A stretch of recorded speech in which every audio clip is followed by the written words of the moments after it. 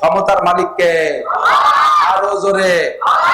যুবকরা, দল বেদল সব আছে, এর মধ্যে বিএনপি যুবকেরা আছে, কি বলে জাতীয় পার্টিও থাকতে পারে, আর জামাত শিবিরও থাকতে পারে, আর আওয়ামী লীগ তো অবশ্যই আছে। সবাই মিলে একটা কথা মনে রাখবা, জীবনে কোনোদিন রাজনীতি করতে করতে বলবা না ক্ষমতার উৎস জনগণ। ক্ষমতার উৎস কে? জনগণ কি ক্ষমতার উৎস? এবার চোখে দেখাই দিছি। একদিন আমরা নিষেধ করছি যে কথা কইেন না, আরে বলে কি জনগণই ক্ষমতার উৎস, এই বলে ঝাড়ি মারছেন। এবার আল্লাহ চোখে দেখাই দিছে। মাননীয় প্রধানমন্ত্রী জননেত্রী শেখ হাসিনার সাথে তখনও পর্যন্ত সরকারি পাওয়ার রয়েছে, উনি ছেড়ে যাওয়ার আগ পর্যন্ত ছিল না? সরকারি পাওয়ার আছে। গোটা বাংলাদেশের ভোট দেন আর না দেন, আওয়ামী লীগ যারা সবাই উনার সাথে ছিলেন না? যে যেখানে থাকেন ছিলেন না? সেনাবাহিনী উনার ছিল না? আর্মি উনার, বিডিআর উনার, নৌবাহিনী উনার, বিমান বাহিনী উনার, র্যাব উনার, আনসার উনার, যুবলীগ সাথে, ছাত্রলীগ সাথে, কৃষক লীগ সাথে, মূর্খ লীগ সাথে, তাঁতি লীগ সাথে, পাতি লীগ সাথে, গোটা বাংলাদেশের সমস্ত আওয়ামী লীগ তার সাথে। আর এত বাহিনীর সাথে, এত বাহিনী, এত জনগণ হাতে সাথে থাকা সত্ত্বে মাত্র কয়েকটা যুবক যাইয়া স্লোগান দিল, আর গণভবন থেকে কিরা কোন দিক পালায় চলে গেল, নেতারা কে কোন দিক চলে গেল, একটারও খবর খুঁজে পাওয়া যাচ্ছে না। জনগণ যদি ক্ষমতার উৎস হতো তাহলে শেখ হাসিনা দেশ থেকে যাওয়া লাগতো না, আওয়ামী লীগরা এভাবে পালায় থাকা লাগতো না। কথা বলেন ঠিক কি ঠিক না? প্রমাণ করে দিয়েছে জনগণ ক্ষমতার উৎস না। ক্ষমতার উৎস কে? বিচার মন্ত্র দাবাইতে থাকবে, চিল্লাইতে থাকবে, কাঁদতে থাকবে, রব্বুল আলামিন তাড়াতাড়ি ফয়সালা করো। এমন জায়গায় থাকতে পারছি না, জান্নাতের বিবরণ যা শুনেছি সেখানে গেলি তো শান্তির শেষ নাই, জাহান্নাম শুনেছি তবে চোখে দেখি নাই। আমাদের বিশ্বাস এই মাহশারটা যেমন বিপজ্জনক, মনে হয় জাহান্নাম এত কঠিন হবে না। আখরিজনা মিনহা, বের করে দাও এখান থেকে। রব্বুল আলামিন তো তার নির্দিষ্ট সময়ের অপেক্ষা করতেছে। কোন ব্যবস্থা যখন না পাইবে মানুষ, দৌড়াইয়া সকলে কয়েকজন কয়েকজন করে পরামর্শ করবে, আরে ভাই কি করা যায়? আমাদের চিল্লা পাল্লা তো আল্লাহ পাক শুনতেছে না, কোথায় যাব? সকলে মিলে সংগঠন কইরা ঐক্যবদ্ধ পরামর্শ করে বলবে, চলো যাই আমাদের আদম, আমাদের আবুনা, আমাদের প্রথম আব্বাজি আদম আলাইহিস সালামের কাছে যাই। আব্বাজিকে দিয়ে আল্লাহ পাককে সুপারিশ করি, কোন লাইন হয় নাকি? সবাই যাবে আদম আলাইহিস সালামের কাছে, যে বলবে ইসফালানা ইলা রাব্বিনা, আল্লাহর কাছে আমাদের সম্পর্কে একটু বলেন, কোন একটা ব্যবস্থা আল্লাহ করুক। আদম আলাইহিস সালাম বলবে, বাবা আমি এ ব্যাপারে ক্ষমা প্রার্থী, আমি আল্লাহর কাছে যাওয়ার মুখ নাই। কেন? আল্লাহ পাক আমাকে নিষেধ করেছিলেন, লা তাকরাবা হাযিহিস শাজারাতা ফাতাকুনা মিনাজ জালিমিন। জান্নাতের ভিতরে আমার অবস্থান ছিল, আমাকে নিষেধ করেছিলেন এই গন্ধম গাছের কাছে যাইতে। আমি সে কথাটা ভুলে গিয়েছিলাম, শয়তানের ধোঁকায় পড়ে সে গাছের কাছে গিয়ে গন্ধম খেয়ে ফেলেছি। তাই তো আমি দুনিয়ায় চলে গেলাম, জান্নাত থেকে বের হলাম, আমার কারণে তোমরা বের হয়েছো।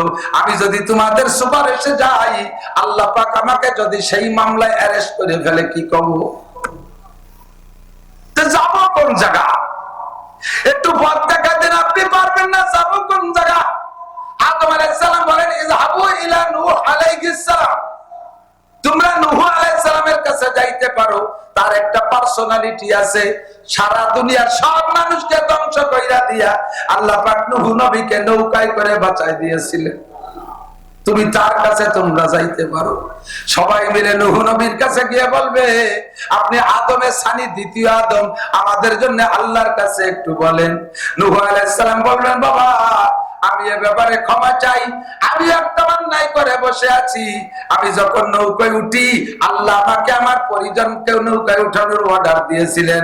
আমার ছেলে কেনানকে আমার পরিবার ভুক্ত মনে করে আমি নিজের সন্তান, অবশ্যই সে আমার পরিবারের সদস্য, তাকে নৌকায় ওঠানোর জন্য আমি বলেছিলাম, এইটা আমার অপরাধ হয়ে গিয়েছিল। আল্লাহ যদি সেই কথা এখন উচ্চারণ করে, তুমি নবী নূহ হইয়া তুমি কেন তোমার ছেলের নৌকায় উঠতে বললে? সে তো কাফের। এই মামলায় যদি আমারে ধরে, আমার জবাব দেওয়ার থাকবে না। আমার দ্বারা সম্ভব না, কয় তা যাবো কোন জায়গা? যাবো ইলা ইব্রাহিম ওয়া মিল্লাতু আবিকুম ইব্রাহিম, তোমরা যাও তোমাদের জাতির পিতা ইব্রাহিম খলিলুল্লাহ আলাইহিস সালাম। ও মুসলমান, আমার বাংলাদেশের মুসলমান, আমাদের মুসলিম জাতির পিতার নাম কি? আরো জোরে, ভয় করে, জোর হলো না? ইব্রাহিম খলিলুল্লাহ। আঞ্চলিক জাতির পিতার বেশ কম চাকরি পারে, কিন্তু আন্তর্জাতিক জাতির পিতা কে? ইব্রাহিম আলাইহিস সালাম, ঠিক কিনা? ইব্রাহিম আলাইহিস সালামের কাছে সবাই যাবে, গিয়ে বলবে ইসমাইল ইলা রাব্বিনা, আল্লাহর কাছে সুপারিশ করেন, একটা ব্যবস্থা করুন। ইব্রাহিম আলাইহিস সালাম বলবেন, আমার দ্বারা সম্ভব না, আমি তিনটা মিথ্যে কথা কইছি। তিন মিথ্যে কথায় যদি আল্লাহ তাআলা আমারে অ্যারেস্ট করে, তাহলে আমি তো ওই সালাতে সালাতে তোমাকে 500 বছর চলে যাবে না, আমি পারবো না। ইযহাবু ইলা মুসা আলাইহিস সালাম, মুসা নবীর কাছে যাও। সবাই দৌড়ে আসবে মুসা নবীর কাছে। মুসা আলাইহিস সালাম বলবে, বাবা আমি পারবো না, আমি ফিরাউনের বাবার ছিরে এক শর্তে মারি ফেলাইছিলাম, সেই মার্ডার কেসে রয়ে গেছি আমি আজও। যদি আল্লাহ সেই কেসে আমারে অ্যারেস্ট করে, আমার বলার কিছু থাকবে না। কইতে যাবো কোন জায়গা? যে ডাল ধরি সেইখান ভেঙ্গে যায়, যাবো কোন জায়গা? এই যাবো ইলা ঈসা রূহুল্লাহ, ঈসা আলাইহিস সালামের কাছে যাও। কিসসা শুনছেন সবাই? ঈসা আলাইহিস সালামের কাছে সবাই যে বলবে, আপনি আমাদের জন্য একটা ব্যবস্থা করেন। সবাই ঠেলে ঠেলে আপনার কাছে পাঠাইছে। ঈসা আলাইহিস সালাম বলবে, বাবা আল্লাহর রাস্তায় মাফ চাই, আমার ওই জাতীয় কোনো সমস্যা নাই, কিন্তু আমার উম্মত আমারে দালালি শেষ করছে। আমার উম্মত আমারে আল্লাহর ছেলে কয়। ঈসা আলাইহিস সালাম কি আল্লাহর ছেলে? কথা বলেন। খ্রিস্টানরা, ইহুদিরা, এই খ্রিস্টানরা, নাসারারা, এই নাসারা মানে খ্রিস্টান, আর ইহুদি হলো মুসা আলাইহিস সালামের উম্মত। এই ইসরায়েলি বেনিয়ামিন নেতানিয়াহুর গোষ্ঠী, এরা হলো ইহুদি, এরা মুসা আলাইহিস সালামের অনুসরণ করে। আর আমেরিকানরা, পশ্চিমেরা, ইউরোপিয়ানরা, ওরা হলো নাসারা, খ্রিস্টান বেশি। এখনো ওরা ঈসা আলাইহিস সালামের ধর্ম নিয়ে পড়ে থাকে, এই তাদের আকীদা। তো ওরা কয় ঈসা আলাইহিস সালাম, ওয়াকালাতিন নাসারা মাসীহ ইবনুল্লাহ, ঈসা আলাইহিস সালামকে আল্লাহর ছেলে বলে। ভাই আমার নামে এই অভিযোগ, এই দোষ দিয়ে বসে রয়েছে, আমি আল্লাহর কাছে গেলে আমি লজ্জা পাই, কাজে এ আমার দ্বারা সম্ভব না। হয়তো মর মনে কি যাবো, মরাও তো জায়গা নেই, এখন যাবো কোন জায়গা? ইযহাবু ইলা মুহাম্মাদিন সাল্লাল্লাহু আলাইহি ওয়াসাল্লাম, সবাই মিলে মুহাম্মদ সাল্লাল্লাহু আলাইহি ওয়াসাল্লামের কাছে যাও। উনি যা কবে তাই শুনবে, উনার একটা আল্লাহ আছে আলাদা, উনার একটা ভেটো পাওয়ার আছে, উনি যা বলবে আল্লাহ তাই শুনবে। সবাই চলে আসবে আমাদের নবীর কাছে, বলেন না সুবহানাল্লাহ। এবার নবী আলাইহিস সালাতু ওয়াস সালামের কাছে আসলে হুজুর আলাইহিস সালাম আল্লাহ পাকের কাছে সিজদায় পড়ে যাবে, রব্বি হাবলি উম্মতি, রব্বি হাবলি উম্মতি, রব্বি হাবলি উম্মতি। রব্বুল আলামিন তুমি আমার উম্মতকে ক্ষমা করো, আমার উম্মতকে বাঁচাও। আগে নিজের উম্মতের কথা বলবে, আগে নিজের উম্মতের কথা বলবে। আপনাদের সে মাঠে এমন একটা মর্যাদা হবে, কোন নবী রাসূলের সাথে আল্লাহ পাক কতক্ষণ কথা বলবেন না। হুজুরে পাক সাল্লাল্লাহু আলাইহি ওয়াসাল্লাম নিজেই বলেছেন, যতক্ষণ পর্যন্ত আমার একটা উম্মতের ফয়সালা বাকি থাকবে, অতক্ষণ পর্যন্ত আল্লাহ আদম, ঈসা, ইব্রাহিম, মুসা কোন নবীর সাথে কথা বলবেন না। আপনাদের একটা ফয়সালা হয়ে যাওয়ার পরে অন্যান্য নবীদের সাথে কথা বলবে। একটু বলেন না সুবহানাল্লাহ। আমাদের নবীও যেমন নবীর উম্মত এরকম দামি, তাদের জন্য আল্লাহ পাক সংবিধান বই দিয়েছে, সেরকম দামি শ্রেষ্ঠ কিতাব কুরআন। এই কুরআন শরীফকে 30টা পাড়ায় বিভক্ত করা হয়েছে। সূরার সংখ্যা 114টা, আয়াতের সংখ্যা 2 রকম গণনা। আয়েশা রাদিয়াল্লাহু তাআলা আনহার গণনা মতে 6236, হযরত আলী রাদিয়াল্লাহু তাআলা আনহুর গণনা মতে 6666। আয়াতগুলো যারা পড়েছে হাফেজদের কাছে শুনবেন, আমি হাফেজ না, জায়গায় জায়গায় বলতে গেলে আবার আয়াতের মধ্যে ত্রুটিও হয়ে যায় কখনো কখনো, হাফেজ না হওয়ার কারণে। আমি খুঁটে বেছে যা পেয়েছি, আমার অভিজ্ঞতার আলোকে আমি দেখেছি যে এই বিষয়গুলো আল্লাহ পাক ইম্পর্টেন্ট মনে করেছেন, জরুরি মনে করেছেন। কুরআন শরীফের ভিতরে দেখবেন ওই বিষয়গুলো আলোচনা বেশি আসছে।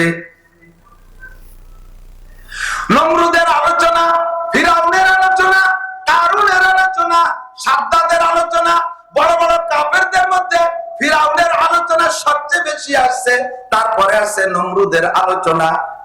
বেশি কেন আনছেন? আল্লাহ পাক বলেন আগের কিতাবের পরে আরেকটা কিতাব আসার সম্ভাবনা আমি রেখেছি, কিন্তু কোরআনের পরে আর কোনো কিতাব আসবে না। আল্লাহু আকবার। আগের যে কাফেররা গেছে তাদেরকে দৃষ্টান্তমূলক শাস্তি দিয়ে ধ্বংস করেছি, কিন্তু কিয়ামত পর্যন্ত ফিরাউনের স্বভাবের হাজারো হাজার ফিরাউন আসবে, নমরুদের স্বভাবের হাজার হাজার নমরুদের স্বভাবের নমরুদ আসবে, কারুন মার্কা বহুত মানুষ দুনিয়ায় আসবে, সাদ্দাদ মার্কা বহুত মানুষ দুনিয়ায় আসবে। কিয়ামত পর্যন্ত তাদের শিক্ষা দেওয়ার জন্য এই কয় বড় বড় ধামলার আলোচনা কোরআন শরীফে বেশি করলাম। ফাতাবিরু ইয়া উলিল আবসার, যাদের জ্ঞান আছে বুদ্ধি আছে ওখান থেকে দেখে দেখে তোমরা শিক্ষা নিতে থাকো। দোস্তরে একটা ফিরাউন চলে গেছে মুসা নবীর জামানায়, ওই ফিরাউনের স্বভাবের মানুষ এখনো দুনিয়ায় আছে না? ফিরাউন মুসা নবীকে দুনিয়ায় আসতে দেবে না, এই জন্য ওই সময়কার নবজাতক শিশু বাচ্চাদেরকে হত্যা করত ফিরাউন। ইব্রাহিম আলাইহিস সালামকে দুনিয়ায় আসতে দেবে না, এই জন্য নমরুদ সেই সময়কার শিশু সন্তানদেরকে হত্যা করেছে, পুত্র সন্তানদেরকে হত্যা করেছে। সেম স্বভাবের বর্তমানে ইসরায়েলি নেতানিয়াহু 42-43 হাজার মানুষ মারছে ফিলিস্তিনে, তার ভিতরে 17,000 শুধু শিশু মারছে, 17,000 শিশু মারছে। আল্লাহ তাআলা ওই ফিরাউনকে দিয়ে এই ফিরাউনকে শিক্ষা দেওয়ার জন্য কোরআন শরীফের ভিতরে বেশি বেশি ফিরাউনের কিসসাটা আলোচনা করেছে, নমরুদের কিসসা আলোচনা করেছে। যত আমলীয় আলোচনা আছে তার মধ্যে বেশি আলোচনা করেছে কোরআন শরীফের ভিতরে নামাজ।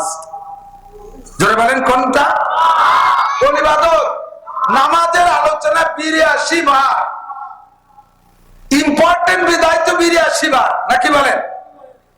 নামাজের আলোচনা 82 বার হয়েছে। অথচ নামাজ মুসলমানের জন্য সর্বশ্রেষ্ঠ ইবাদত।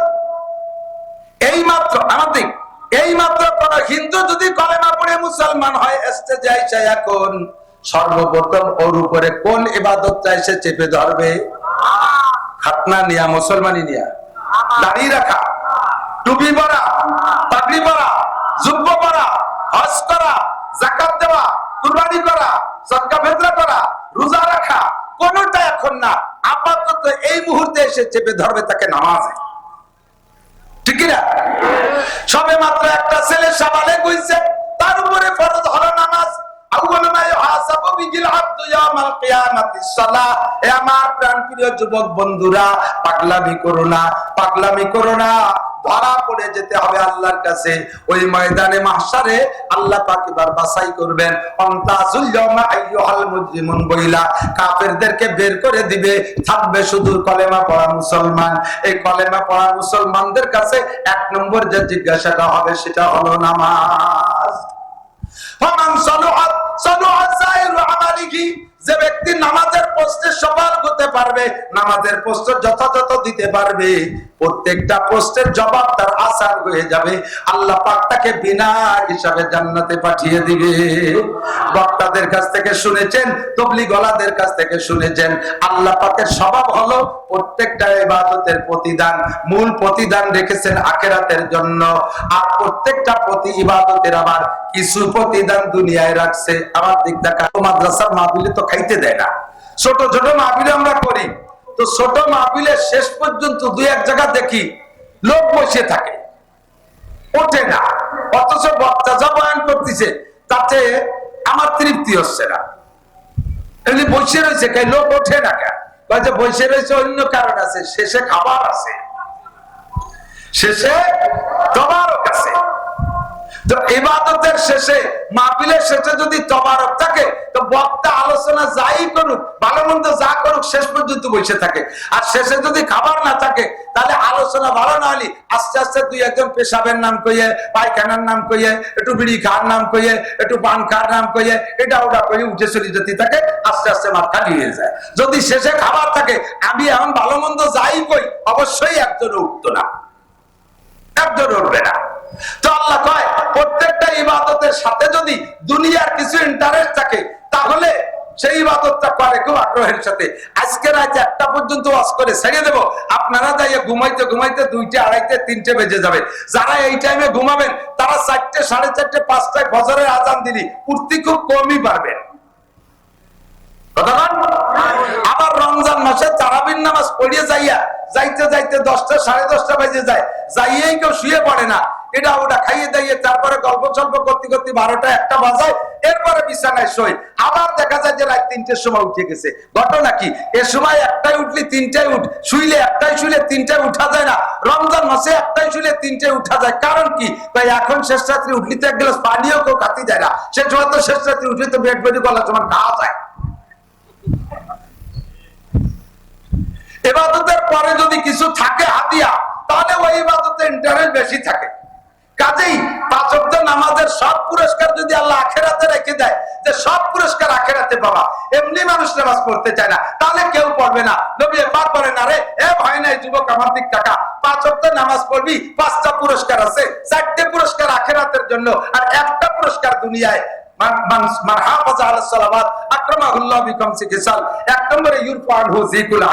যেই কারণে নামাজ পড়তে পারিস না, চাকরির জন্য নামাজ পড়তে পারিস না, খেত খামারের জন্য নামাজ পড়তে পারিস না, ব্যবসা বাণিজ্যের জন্য নামাজ পড়তে পারিস না, এক কথায় দুনিয়া কামার জন্য নামাজ পড়তে পারিস না, নামাজ পড়, দুনিয়ার সব অভাব অনাটন আল্লাহ তাআলা দূর করে দেবে। তাকে একটু বুঝে নিতে হবে, নামাজিকে আল্লাহ তাআলা দুনিয়ার রিজিকের অভাব দেয় না। এর তর্জমা কি? রিজিকের অভাব দেয় না মানে ব্যান চালালে আল্লাহ তাআলা বিমানের পাইলট বানাবে তা না। সাধারণ কৃষক মূর্খরে ধরে আল্লাহ তাআলা প্রাইম মিনিস্টার বানাবে তা না। ভিক্ষুককে ধরে আল্লাহ তাআলা শিল্পপতি কোটিপতি বানাই দেবে তা না। রিজিকের অভাব হবে না মানে হলো যে যে ক্লাসের মানুষ তার রিজিকের অবস্থাও সেরকম। কথা বলেন, যে যে ক্লাসের মানুষ তার রিজিকের অবস্থাও সেরকম। একজন মানুষ এই বাংলাদেশে 300 টাকা দামের চাউল আছে না নাই? আছে। সেই চাউল কিনে খাওয়ার, রেগুলার কিনে খাওয়ার মানুষ আছে না নাই? আবার 40 টাকা দামের চাউল আছে না নাই? তা কিনে খাওয়ার মানুষ আছে না নাই?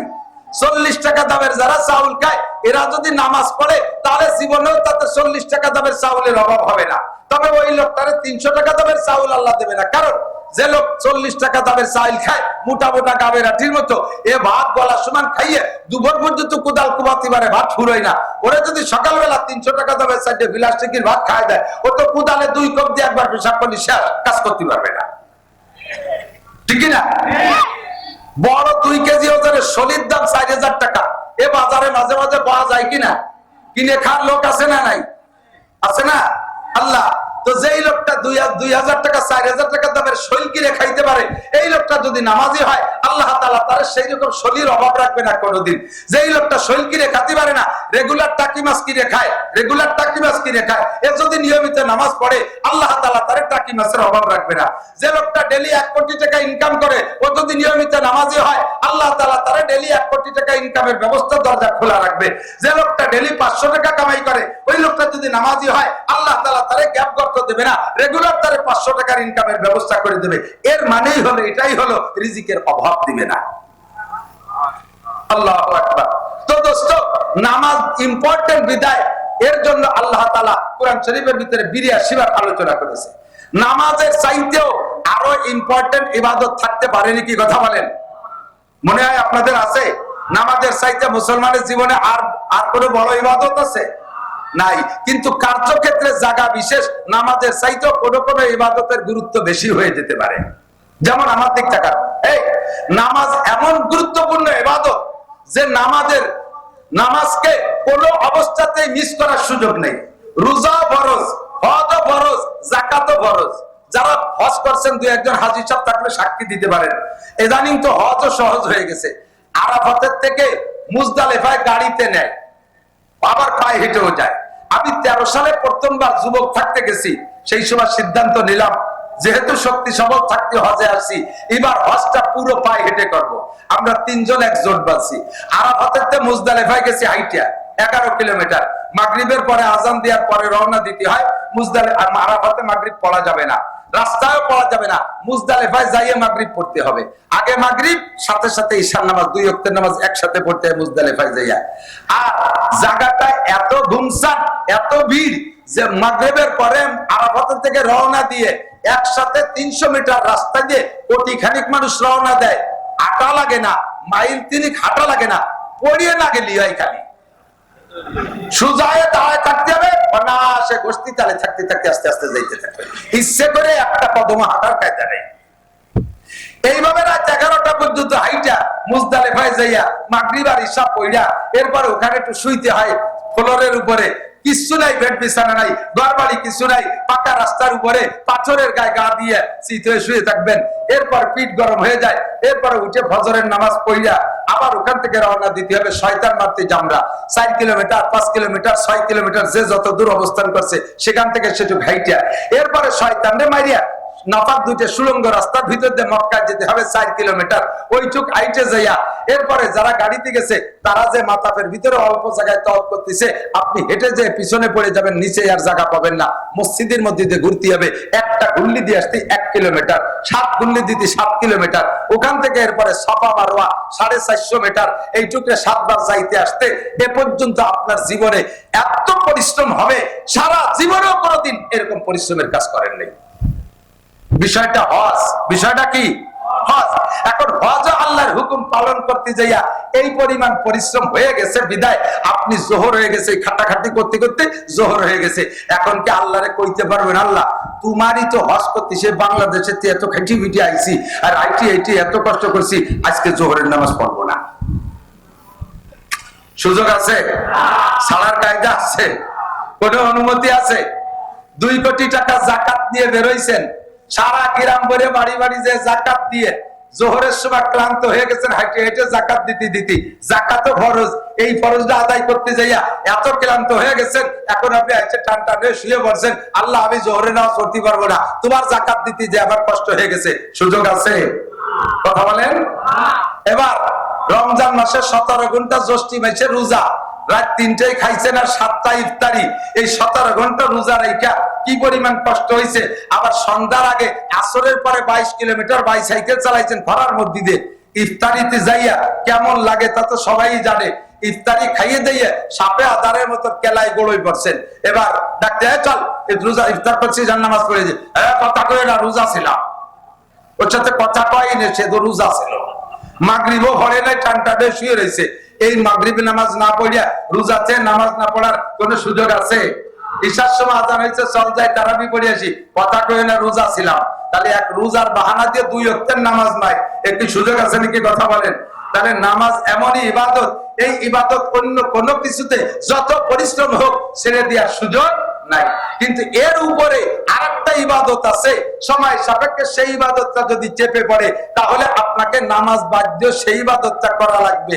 এমন একটা ইবাদত আছে, সেই ইবাদতটার গুরুত্ব জায়গা বিশেষ নামাজের চাইতে বেশি, যার কারণে আল্লাহ তাআলা ওই ইবাদতের কথা কুরআন শরীফের ভিতরে 682 বার আলোচনা করেছে। কত? 682 বার। ইবাদতটার নাম হলো জিহাদ। ইবাদতের নাম কি? জিহাদ। কবে কিভাবে? খন্দকের যুদ্ধে যখন যুদ্ধ হতে যাচ্ছে, মক্কা থেকে কাফেররা আসতেছে মদিনার উপরে আক্রমণ করবে, নবী পাক সাল্লাল্লাহু আলাইহি ওয়াসাল্লাম সাহাবায়ে কেরামদেরকে নিয়ে খন্দক খনন করার সিদ্ধান্ত নিলেন। এই খন্দক খননের কাজ শুরু হয়ে গেছে।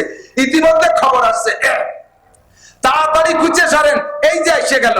এই করতে করতে জোহরের রক্ত এসে গেছে, খন্দক খনন করা শেষ হয় নাই। হুজুর কা থাক জোহরের নামাজ, আগে খন্দক খুঁজো। খুঁজতে খুঁজতে আসর হয়ে গেছে, খন্দক খনন করা শেষ হয় নাই। হুজুর কা থাক আসরের নামাজ, আগে খন্দক খনন করো। খুঁজতে শুরু হলো, মাগরিব এসে গেল, মাগরিবের নামাজের রক্ত এসে গেছে, খন্দক খনন করা শেষ হয় নাই। হুজুর কা থাক মাগরিবের নামাজ, আগে খন্দক খনন করো। এসে গেল ঈশার রক্ত, ঈশার নামাজের সময়, খন্দক খনন করা শেষ হয় নাই। হুজুর কা থাক ঈশার নামাজ, আগে খন্দক খনন করো। এইভাবে 4টে ওয়াক্ত নামাজ হুজুর শুধুমাত্র জিহাদের জন্য কাজা করেছেন, জিহাদের জন্য কাজা করেছেন। বোঝা যায় প্রয়োজন সাপেক্ষে কখনো কখনো নামাজের চাইতে জিহাদের গুরুত্ব বেশি। কথা বলেন ঠিক ঠিক না? ও দোস্ত, এবার জিহাদের আলোচনা আছে 682 বার। যদি কোন ব্যক্তি এই জিহাদ সংক্রান্ত আলোচনা হইলে উলামায়ে কিরাম জিহাদের প্রতি উদ্বুদ্ধ করার জন্য, উৎসাহিত করার জন্য যদি আলোচনা করে, আর এইটাকে যদি জঙ্গিবাদী বলে, এইটাকে যদি কি বলা হয় হরকত বলে, এইটাকে যদি আল কায়দা বলে ধিক্কার দেয়, তাহলে ওই লোকটা বেঈমান হয়ে যাবে। 682টা আয়াতকে অস্বীকার করা হবে, অথচ কোরআন শরীফের একটি আয়াতকে অস্বীকার করলে ওই লোকটা কাফের হয়ে যায়। ক্বালা রাসূলুল্লাহ সাল্লাল্লাহু আলাইহি সাল্লাম মা আমানা বিল কুরআনে মান ইস্তাহাল্লা মাহারিমাহু, যে ব্যক্তি কোরআনের একটা আয়াত অস্বীকার করে ওই লোকটা পুরো কোরআনকে অস্বীকার করলো, আর পুরো কোরআনকে অস্বীকার করলে লোকটা কাফের হয়ে যায়। আর কাফের হয়ে গেলে কি হয়? ওই লোকটার স্ত্রী তালাক হয়ে যায়। আপনি কাফের হয়েছেন, আপনার স্ত্রী কাফের হয় নাই, বিয়ে ভেঙে গেছে। বিয়ে ভেঙে গেলে কি হয়েছে? এরপরে ওই স্ত্রী নিয়ে ঘর করলে জিনার গুনাহ হবে। এই স্ত্রীর গর্ভে যদি কোনো সন্তান হয়, ও সন্তান জারজ সন্তান হবে, হারামজাদা হবে, ওটা জারির বাচ্চা পয়দা হবে। আপনি যদি বিনা তওবায় আবার কলেমা পড়ে মুসলমান না হয়ে মারা যান, আপনাকে জানাজা পড়ানো যাবে না, আপনার দাফন করানো যাবে না মুসলমানের কবরস্থানে, আপনার কাফন করানো যাবে না। আপনি মুসলমানের খাতা থেকে মায়ের বাংলাদেশ সহ বিশ্বের প্রান্তে প্রান্তে মুসলমানদের ভিতরে এই রোগটা বিরাজ করতেছে। এই মুহূর্তে যদি ফিলিস্তিন গাজা থেকে, আমার প্রাণপ্রিয় যুবকরা, ফিলিস্তিন আর গাজায় যুদ্ধ হচ্ছে, লেবাননে যুদ্ধ হচ্ছে, এই যুদ্ধে এটা মুসলমানদের জিহাদের ফিল্ড। যদি আমাদের যাওয়ার সুযোগ আসে, ওখানে যদি যাওয়ার সুযোগ আসে, কোনোভাবে রাস্তা খুলে যায়, যাইতে জন্য প্রস্তুত? একটা তাকবীর হবে, এখান থেকে বক্সিং দিয়ে একটা তাকবীর হবে, হাত এরকম করলে দুর্বল হয়। Boxing ready? নারায়ে তাকবীর! বিশ্বের মুসলিম জাকি বিটিকে কিল দেওয়ার মতো, বিটিরা কিলের মুভত করে কিলে বক্সিং। হ্যাঁ, বক্সিং ধরতে দিয়ে আমার দিক থেকে দেন, বক্সিং ধরা, বক্সিং। ইহুদিদের দালালরা, জো বাইডেনের চালারা, খ্রিস্টানদের আস্তানা, ইহুদিদের আস্তানা, নেতানিয়াহুর চামড়া। কেন সুরের সামনে আমরা তুলতে যাবো? কি খবর? তাই জায়গা নেতানিয়াহুর চামড়া কুত্তই কামড়া, নেতানিয়াহুর চামড়া, নেতানিয়াহুর চামড়া।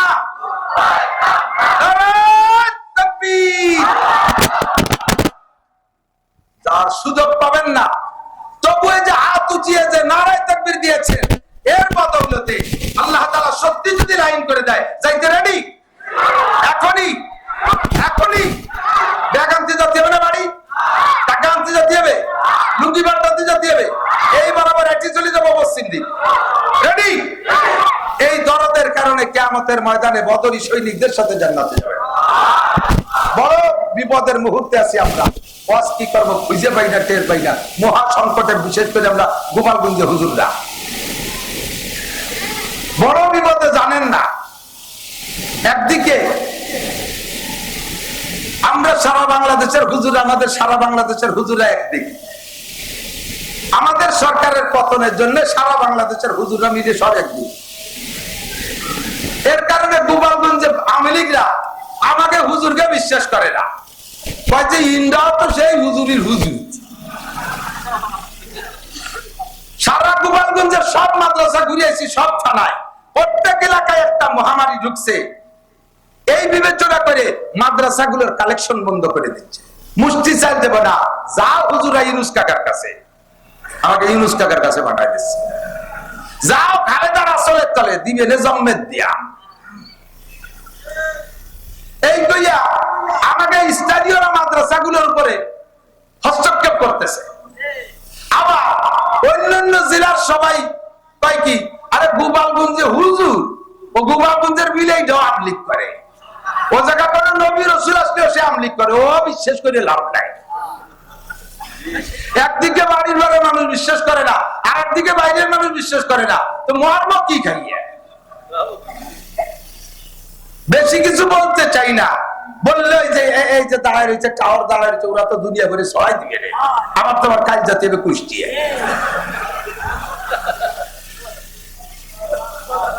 কি করবো, মহাবিপদে আছি।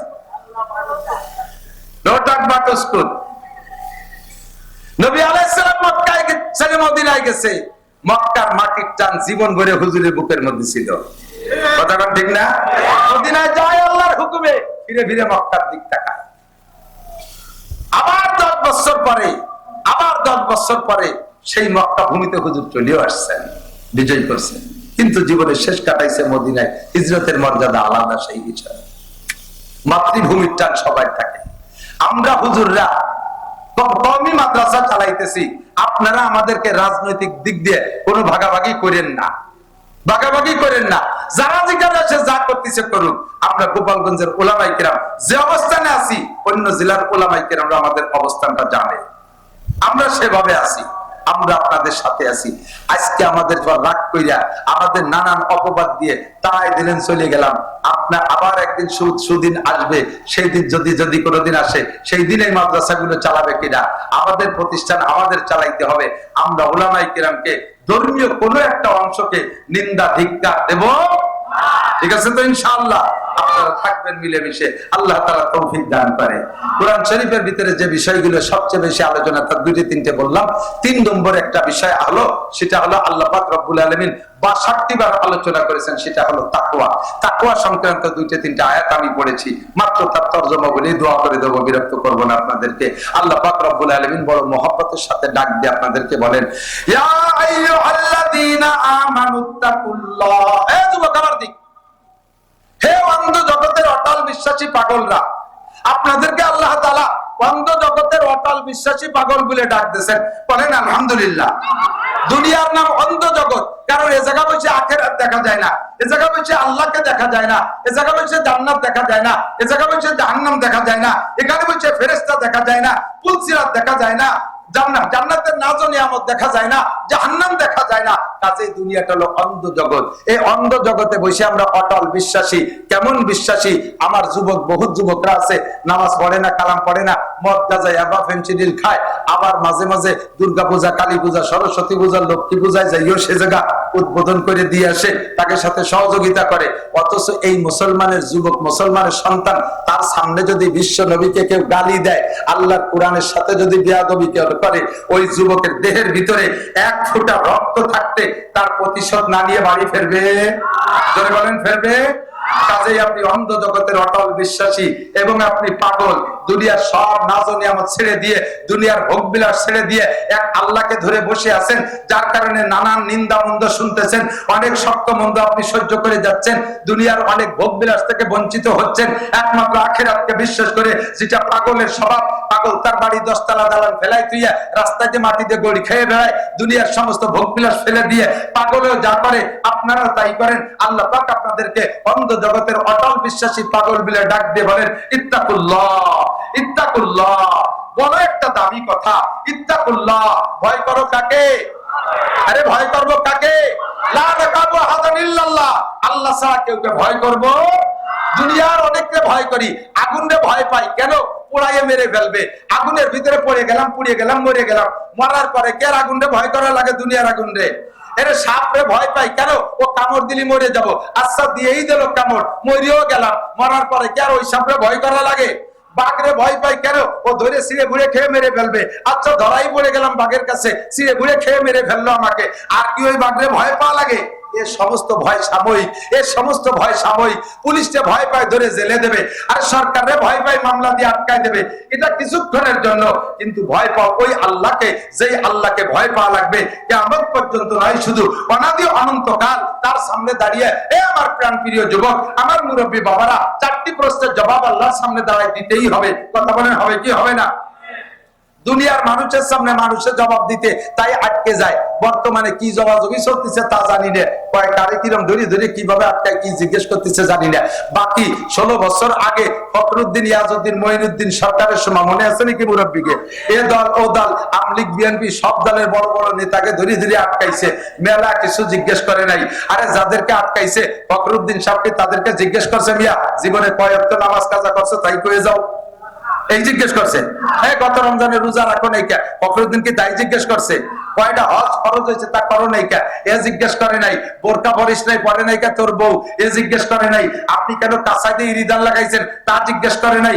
আপনি কেন সুদ খাইছেন তা আপনারা জিজ্ঞেস করে নাই। আপনি কেন কি বলা হয় পরের মাথায় বাড়ি মারছেন তা আপনারা জিজ্ঞেস করে নাই। সব নেতাকে একটা মাত্র প্রশ্ন করছে, আর মালিকি মিন আইনা ইকতাসাবা ফিমা আনফাকা। সিরাজগঞ্জে ভাঙ্গা সুটকেস নিয়ে ঢাকা আসলে আর পরে বিশাল ভবনের মালিক হয়ে গেলে, এই যে কোত্থেকে হইলা, আসলে তুমি রিকশা চালাইতে, আসার পরে তুমি শিল্পপতি হয়ে গেলে, আসলে তুমি গার্মেন্টসের চাকরিজীবী হইয়া, আসার পরে তুমি কোটিপতি হয়ে গেলে, এই টাকা কোত্থেকে পাইলা? মাত্র এক টাকার হিসাব নেছে। কথা বলেন ঠিক কি ঠিক না? আর সমস্ত এ দল ও দল সব দলের নেতারা একটা হিসাব দিতে যে ধরা পড়ে গেছে, মালিকের সামনে 4টি প্রশ্নের জবাব দেয়া লাগবে। আন উমরিহি ফিমা আপনা, আন উমরিহি ফিমা আপনা। আপনার 70-80 বছরের জীবন কোথায় কতটুকু কাটাইছেন একটু কয়ে যান। সাহস আছে কোন বাপের বেটার? পারবেন বলতে? আমি পারবো না, আমি জবাব দিতে পারবো না। আমার জিন্দেগির হিসাব আমি দিতে পারবো না, কারণ আজকে বৃহস্পতিবার, গত বৃহস্পতিবার সকালে কি খাইছি সেই কথা মনে নাই। আছে? আরে 70-80 বছরের হিসাব আমি কিভাবে দেব? এই হিসাবের ভয়ে আমি আল্লাহকে ভয় পাই। সিদ্দিকা আয়েশা বলে, হুজুর আমরাও কি হিসেবে আটকে যাব? হুজুর বলে, আয়েশা মানহুসি বা দৌকিসা, বিনা হিসাবে পার হতে পারার চেষ্টা করো। হিসাবের কাঠগড়ায় দাঁড় হবে যে সেই বিপদে পড়িয়া যাইবে। বিনা হিসাবে পার হতে পারো কি তাই দেখো। ইত্তাকুল্লাহ, ভয় পাও আল্লাহকে। ওখানে দাঁড়িয়ে তোমাকে হিসাব দেওয়াই লাগবে। এ দোস্ত, যারা বিমানে চড়ছেন তাদের সাথে আমার একটু আলাপ করতে সহজ হবে। বিমানে উঠতে গেলে ইমিগ্রেশন আছে। ইমিগ্রেশন না, বিমানে যারা হচ্ছে হাজি সাহেবরা তো অবশ্যই জানে, বিদেশ করছেন তারা জানে। ইমিগ্রেশনের 4টি ইমিগ্রেশন। কয়টা? 1 নম্বরে পাসপোর্ট ইমিগ্রেশন, আপনার পাসপোর্ট সহি কিনা বিদেশ যাইতে গেলে। 2 নম্বরে আপনার টিকিট ইমিগ্রেশন, ঠিক আছে কিনা। 3 নম্বরে আপনার ব্যাগেজ, মাল ব্যাগেজ ইমিগ্রেশন, লাগেজ ইমিগ্রেশন, ওর ভিতরে অবৈধ কিছু আছে কিনা। 4 নম্বরে আপনার বডি ইমিগ্রেশন, দেহের মধ্যে কিছু নিয়ে যাচ্ছেন নাকি। অনেকে বলে পেট ভরে সোনা খাইয়ে আইছে, বাংলাদেশে পায়খানা করে সেই সোনা বেচে। সুবহানাল্লাহ। আমি একবার এই ইমিগ্রেশনের ধরা পড়ে গেছি। আল্লাহু আকবার। পাসপোর্ট ইমিগ্রেশন, মালয়েশিয়া যাওয়ার সময় পাসপোর্ট ইমিগ্রেশনে ওকে, টিকিট ইমিগ্রেশনে ওকে, লাগেজ ইমিগ্রেশনে ওকে, লাস্টে যে বডি ইমিগ্রেশনে ধরা পড়ে গেছি। মেশিনের ভিতরে দাঁড়াই, অমনি রিং করে ওঠে, লাল বাতি জ্বলে। যারা ইমিগ্রেশন করতেছে সবই আমার ওয়াজের শ্রোতা, ওরাও লজ্জা পাচ্ছে। কি হলো, হুজুরের বডির মধ্যে কি আছে? সব কিছু খুলে খুলে দিয়ে দিছি, পকেটে যা যা আছে সব। তারপরও রিং করে। এখন আমি লজ্জা পাচ্ছি, ওরাও লজ্জা পাচ্ছে। ওরাও ধরতে পারে না কোন জায়গা কি আছে। নিজেও আগাগুলা সব জায়গায় যাদের হাত দিয়া যায়, টুয়াইটায় দেখলাম কোন জায়গায় কিছু নাই। কি করবো, লজ্জায় পড়ে গেছি। এর মধ্যে একটা মহিলা ফেরেশতা আইছে। মহিলা আইছে একজন, ও কি যেন একটা মেশিন আইয়া আমার দিকে এরকম ধরে একটা চাপ দিল। কয়েছে, হুজুর আপনার এই বুক পকেটের ভিতরে একটা পকেট ডায়েরি আছে, ওর ডায়ালের মধ্যে দেখেন একটা বেলেট আছে। কিভাবে এই মারে প্রথম আমার এই জায়গার প্লেট আছে, খুলে দেয় যে সত্যি পেলেন।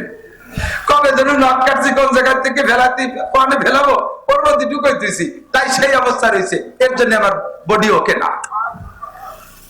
দুনিয়ার মানুষের কাছে যদি এরকম ইমিগ্রেশনে ধরা পড়ে যেতে হয়, আল্লাহ পাক রব্বুল আলামিনের কুদরতি মেশিন। ও যুবক, হাসি উড়াই দিস না।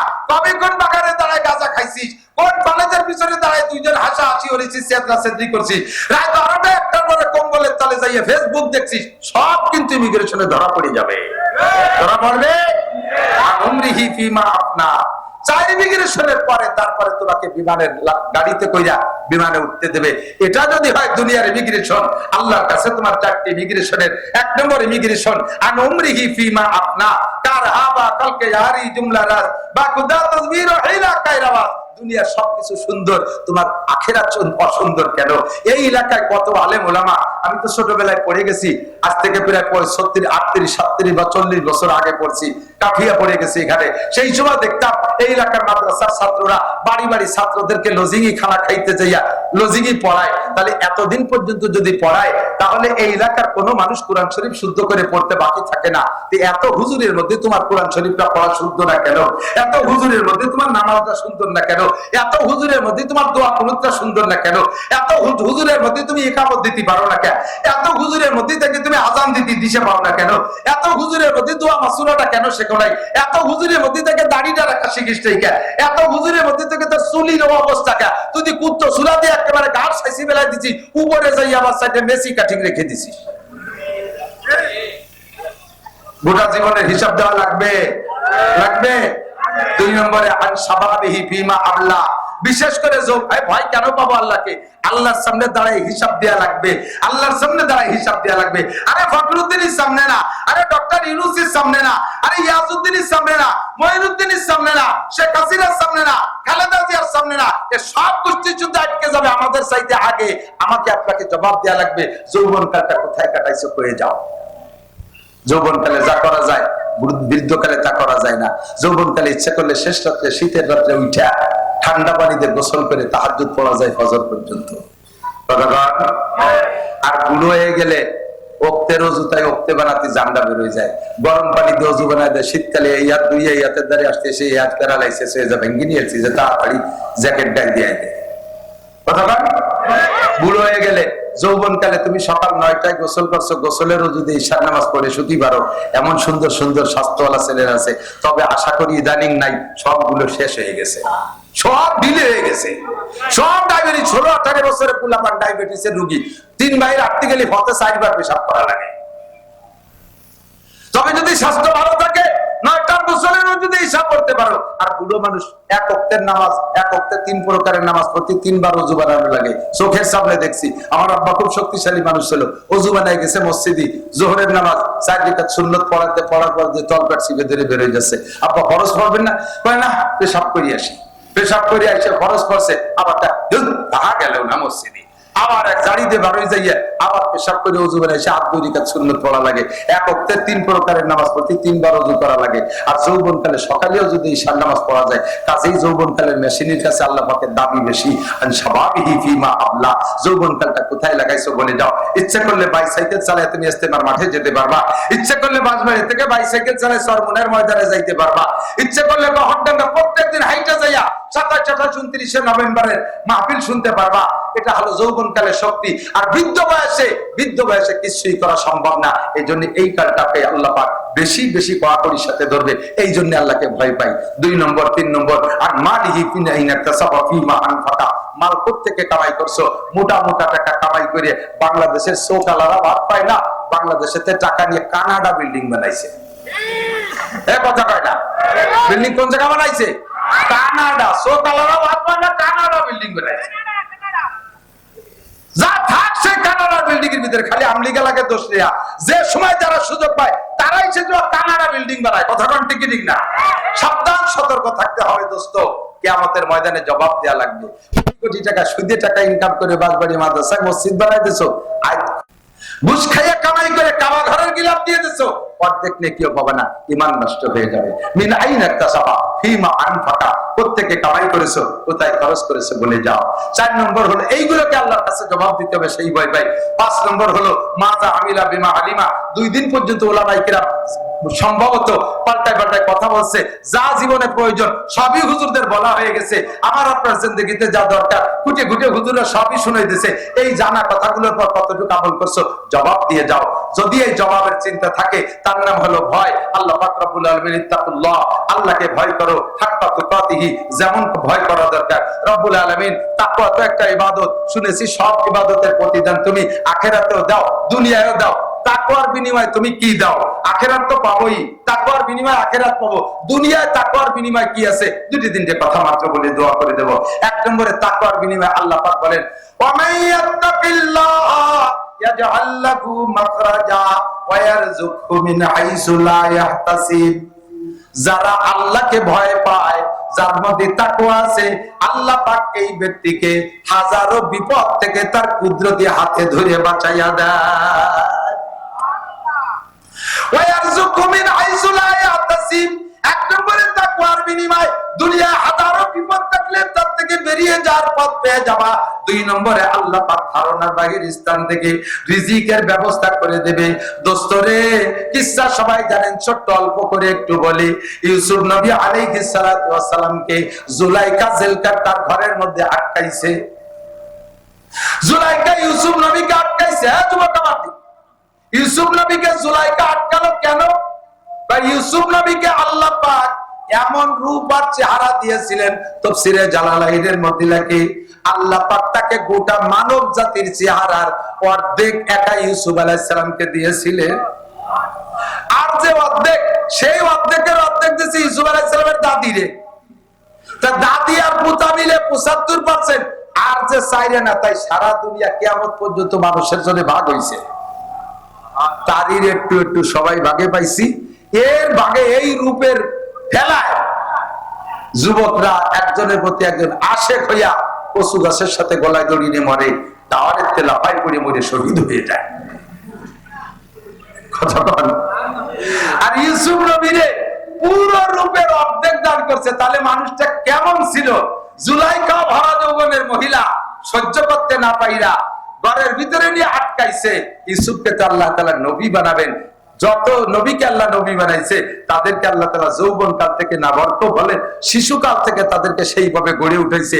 একটাও গুনার ভিতরে তাদেরকে ঢুকতে দেয় নাই। আল্লাহ তাআলা নিজেই পাহারাদারি করে তাদেরকে হেফাজত করে রেখেছে। তো ইউসুফ আলাইহিস সালামকে যখন ঘরে আটকাবে, আগের থেকে তো জুলাইখার প্ল্যান প্রোগ্রাম আছে। ঘরের ভিতরে দরজায় স্বাভাবিকভাবে তালা দেওয়ার ব্যবস্থা থেকে বাইরে দিয়ে ভিতরে থাকে খিল বা সিটকেনি, নাকি বলেন? ভিতরে তালা দেওয়ার ব্যবস্থা খুব কমই থাকে। তো শেষ ভাও ছিল না। তো ইউসুফ যাতে খিল খুলে বেরোয় না যেতে পারে, এই জন্য জুলাইখা আগে মিস্ত্রিদের ভিতর দিয়ে তালারও ব্যবস্থা করে নিয়েছে। ভিতরে নিয়া ঘরের ভিতরে আটকাইয়া টলমলে যুবতী সুন্দরী জুলাইখা, সেও বিশ্ব সুন্দরীদের মধ্যে একজন। আজিজে মেসের মিশরীদের রূপ এখনো পর্যন্ত ভালো, এখনো পর্যন্ত বিশ্বের ভিতরে সবচেয়ে সুন্দরী মিশরী মহিলারা, পুরুষরা। এই জুলাইখা ইউসুফ আলাইহিস সালামের ঘরের ভিতরে নিয়ে গায়ের সম্পূর্ণ কাপড় তার সামনে খুলে ফেলাইছে। একজনকে আলহামদুলিল্লাহ, কি বুঝা বলছে আল্লাহ। জোরে কন্যা নাউজুবিল্লাহ। আমার দিক টাকা এহেন মুহূর্তে নির্জনে কোন মহিলা যদি কোন যুবকরে এত ব্যবস্থা নিজের পক্ষ থেকে করে নিয়া এমন একটা পরিস্থিতি সামনে তৈরি করে, ইমান ঠিক রাখা কত কঠিন। যুবক না, বুড়ো মানুষ পর্যন্ত ইমান ঠিক রাখতে পারবে না, ঠিক কিনা? ইউসুফ আলাইহিস সালাতু ওয়াস সালামকে আল্লাহ তাআলা বাঁচাবেন বিদায় তার ভিতরে এমন ভয় সৃষ্টি করে দিয়েছে। এই ভয়ে, আল্লাহর এই তাকওয়া, এই ভয়ে সে বাঁচার জন্য চেষ্টা করতেছে, খুঁজতেছে, উপায় খুঁজতেছে। ইতিমধ্যে দেখে জুলাইখার মূর্তি, জুলাইখা ছিল মূর্তি পূজারী, ওর ওই ঘরের ভিতরে মূর্তি থাকে। সেই মূর্তিকে তো হিন্দুরা যে দেখেন না, সকালবেলা উঠে কুর্নিশ করে, উড়ু উড়ু দেয়, ইত্যাদি ইত্যাদি করে। জুলাইখা ওইভাবে পূজা পাঠ করে। মূর্তিটা ঘরের ভিতরে এই তার রুমের মধ্যে, সেই মূর্তির মুখ মাথা কালো কাপড় দিয়ে বাঁধিয়ে দেওয়া রয়েছে পেছানো। তো ইউসুফ আলাইহিস সালাম বললেন, এটা কি জিনিস? যে এটা আমার ভগবান, এটাকে আমি পূজা করি। তার মুখ মাথা কালা কাপড় দিয়ে বাঁধছেন কে? যে এখন যে কাজ করতে যাচ্ছি ভগবানের সামনে, চোখের সামনে এই কাজ করা যায় না, তাই তার চোখ বেঁধে থুইছি যাতে ভগবান না দেখে। ইউসুফ আলাইহিস সালাম সুযোগ পেয়ে কয়, তুমি যারে পূজা করো, তোমার ভগবানের চোখ কালা কাপড় দিয়ে বাঁধে তুলি দেখে না। আমি যার ইবাদত করি তার চোখ কালা কাপড় দিয়ে বাঁধা যায় না। তো তোমার এই মাটি মূর্তির সামনে যদি এই আকাম না করা যায়, আমার ওই আল্লাহর সামনে এই কাজ করা সম্ভব? ইন্নী আখাফুল্লাহ, আমি আল্লাহরে ভয় পাই। এর মধ্যে দেখে ইয়াকুব আলাইহিস সালাম, ইউসুফ আলাইহিস সালামের আব্বা ওই ঘরের মধ্যে আঙ্গুল কামড়ায় ধরে বসে রয়েছে, আঙ্গুল কামড়ায় ধরে বসে রয়েছে। এই জায়গায় ইউসুফ আলাইহিস সালামের কাছে ইয়াকুব আলাইহিস সালাম আসার তো কোনো কল্পনাই করা যায় না। ইয়াকুব আলাইহিস সালাম তো জানেও না যে আমার ইউসুফ বেঁচে আছে কিনা।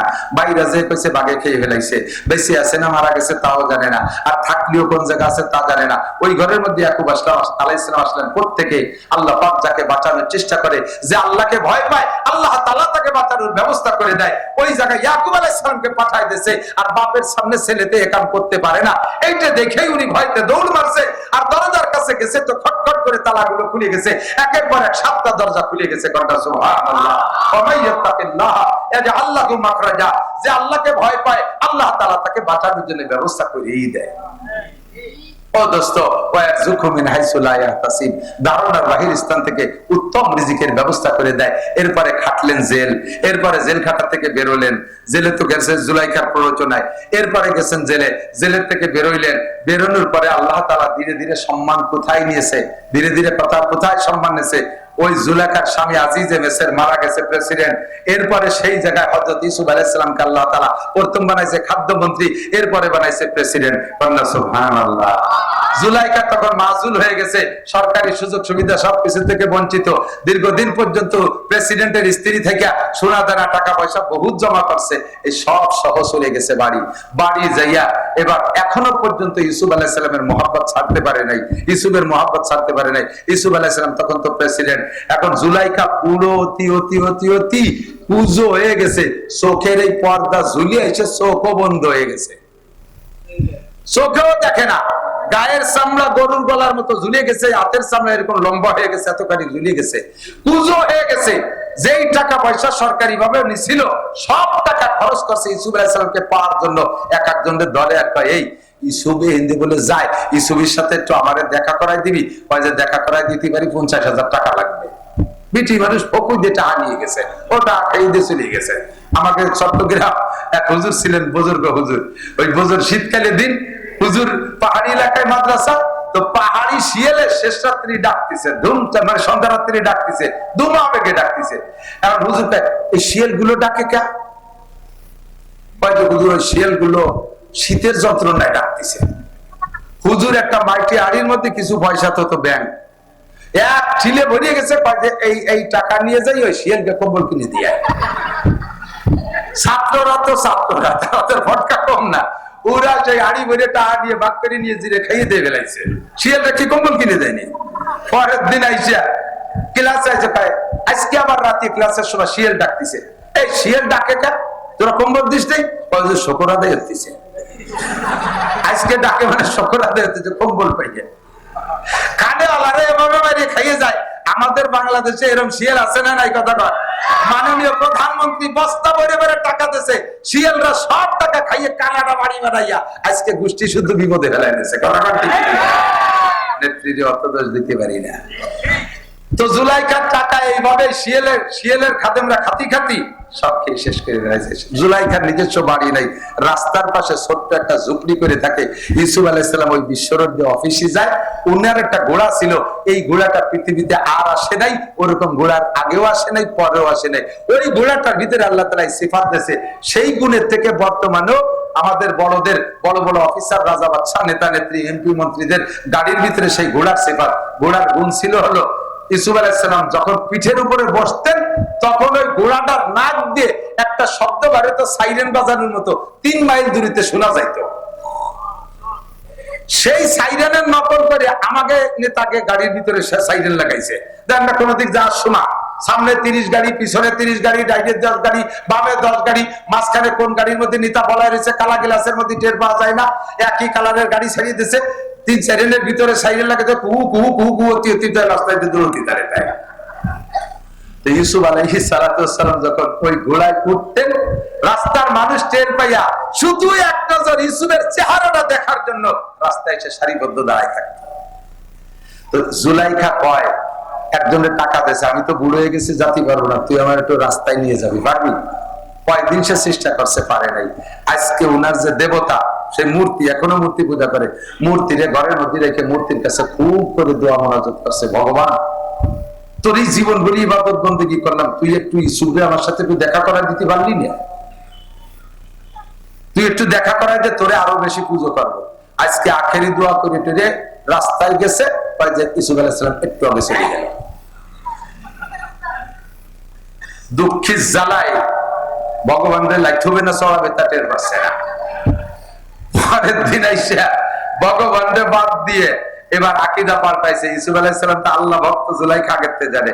আজকে ভগবানকে বাদ দিয়ে রব্বুল আলামিনের কাছে দোয়া করছে, মালিক কিচ্ছু চাই না, জীবনে যে কারণে আমি ইউসুফের আশেক হইছি তা তুমি ভালো করে জানো। শুধু আমি না, মিশরের 100 মহিলা তারা ইউসুফকে এক ঝলক দেখে তাদের আঙ্গুল কেটে ফেলাইছে। এটা আমি এর কাছে ইসুফের কাছে মাজুর, বুড়ো হয়ে গেছি, তবু আমি ইসুফের আসে এসকে ইসুফের মহব্বতে পাগল, আমাকে একটা বার দেখা করার সুযোগ করে দাও। আল্লাহর কাছে দোয়া মোনাজাত করে সিজদা করে জুলাইখা রাস্তায় আসছে, ইতিমধ্যে ইসুফ আলাইহিস সালাম চলে আসছে, সাক্ষাৎ হয়ে গেছে। সালাম দিয়ে কয়, একটু নামবেন, আমি বুড়ি মানুষ।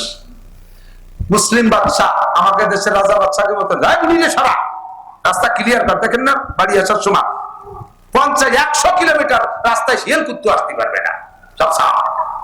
বুড়ি আইছে, আসার সাথে সাথে ইউসুফ আলাইহিস সালাম নামছে।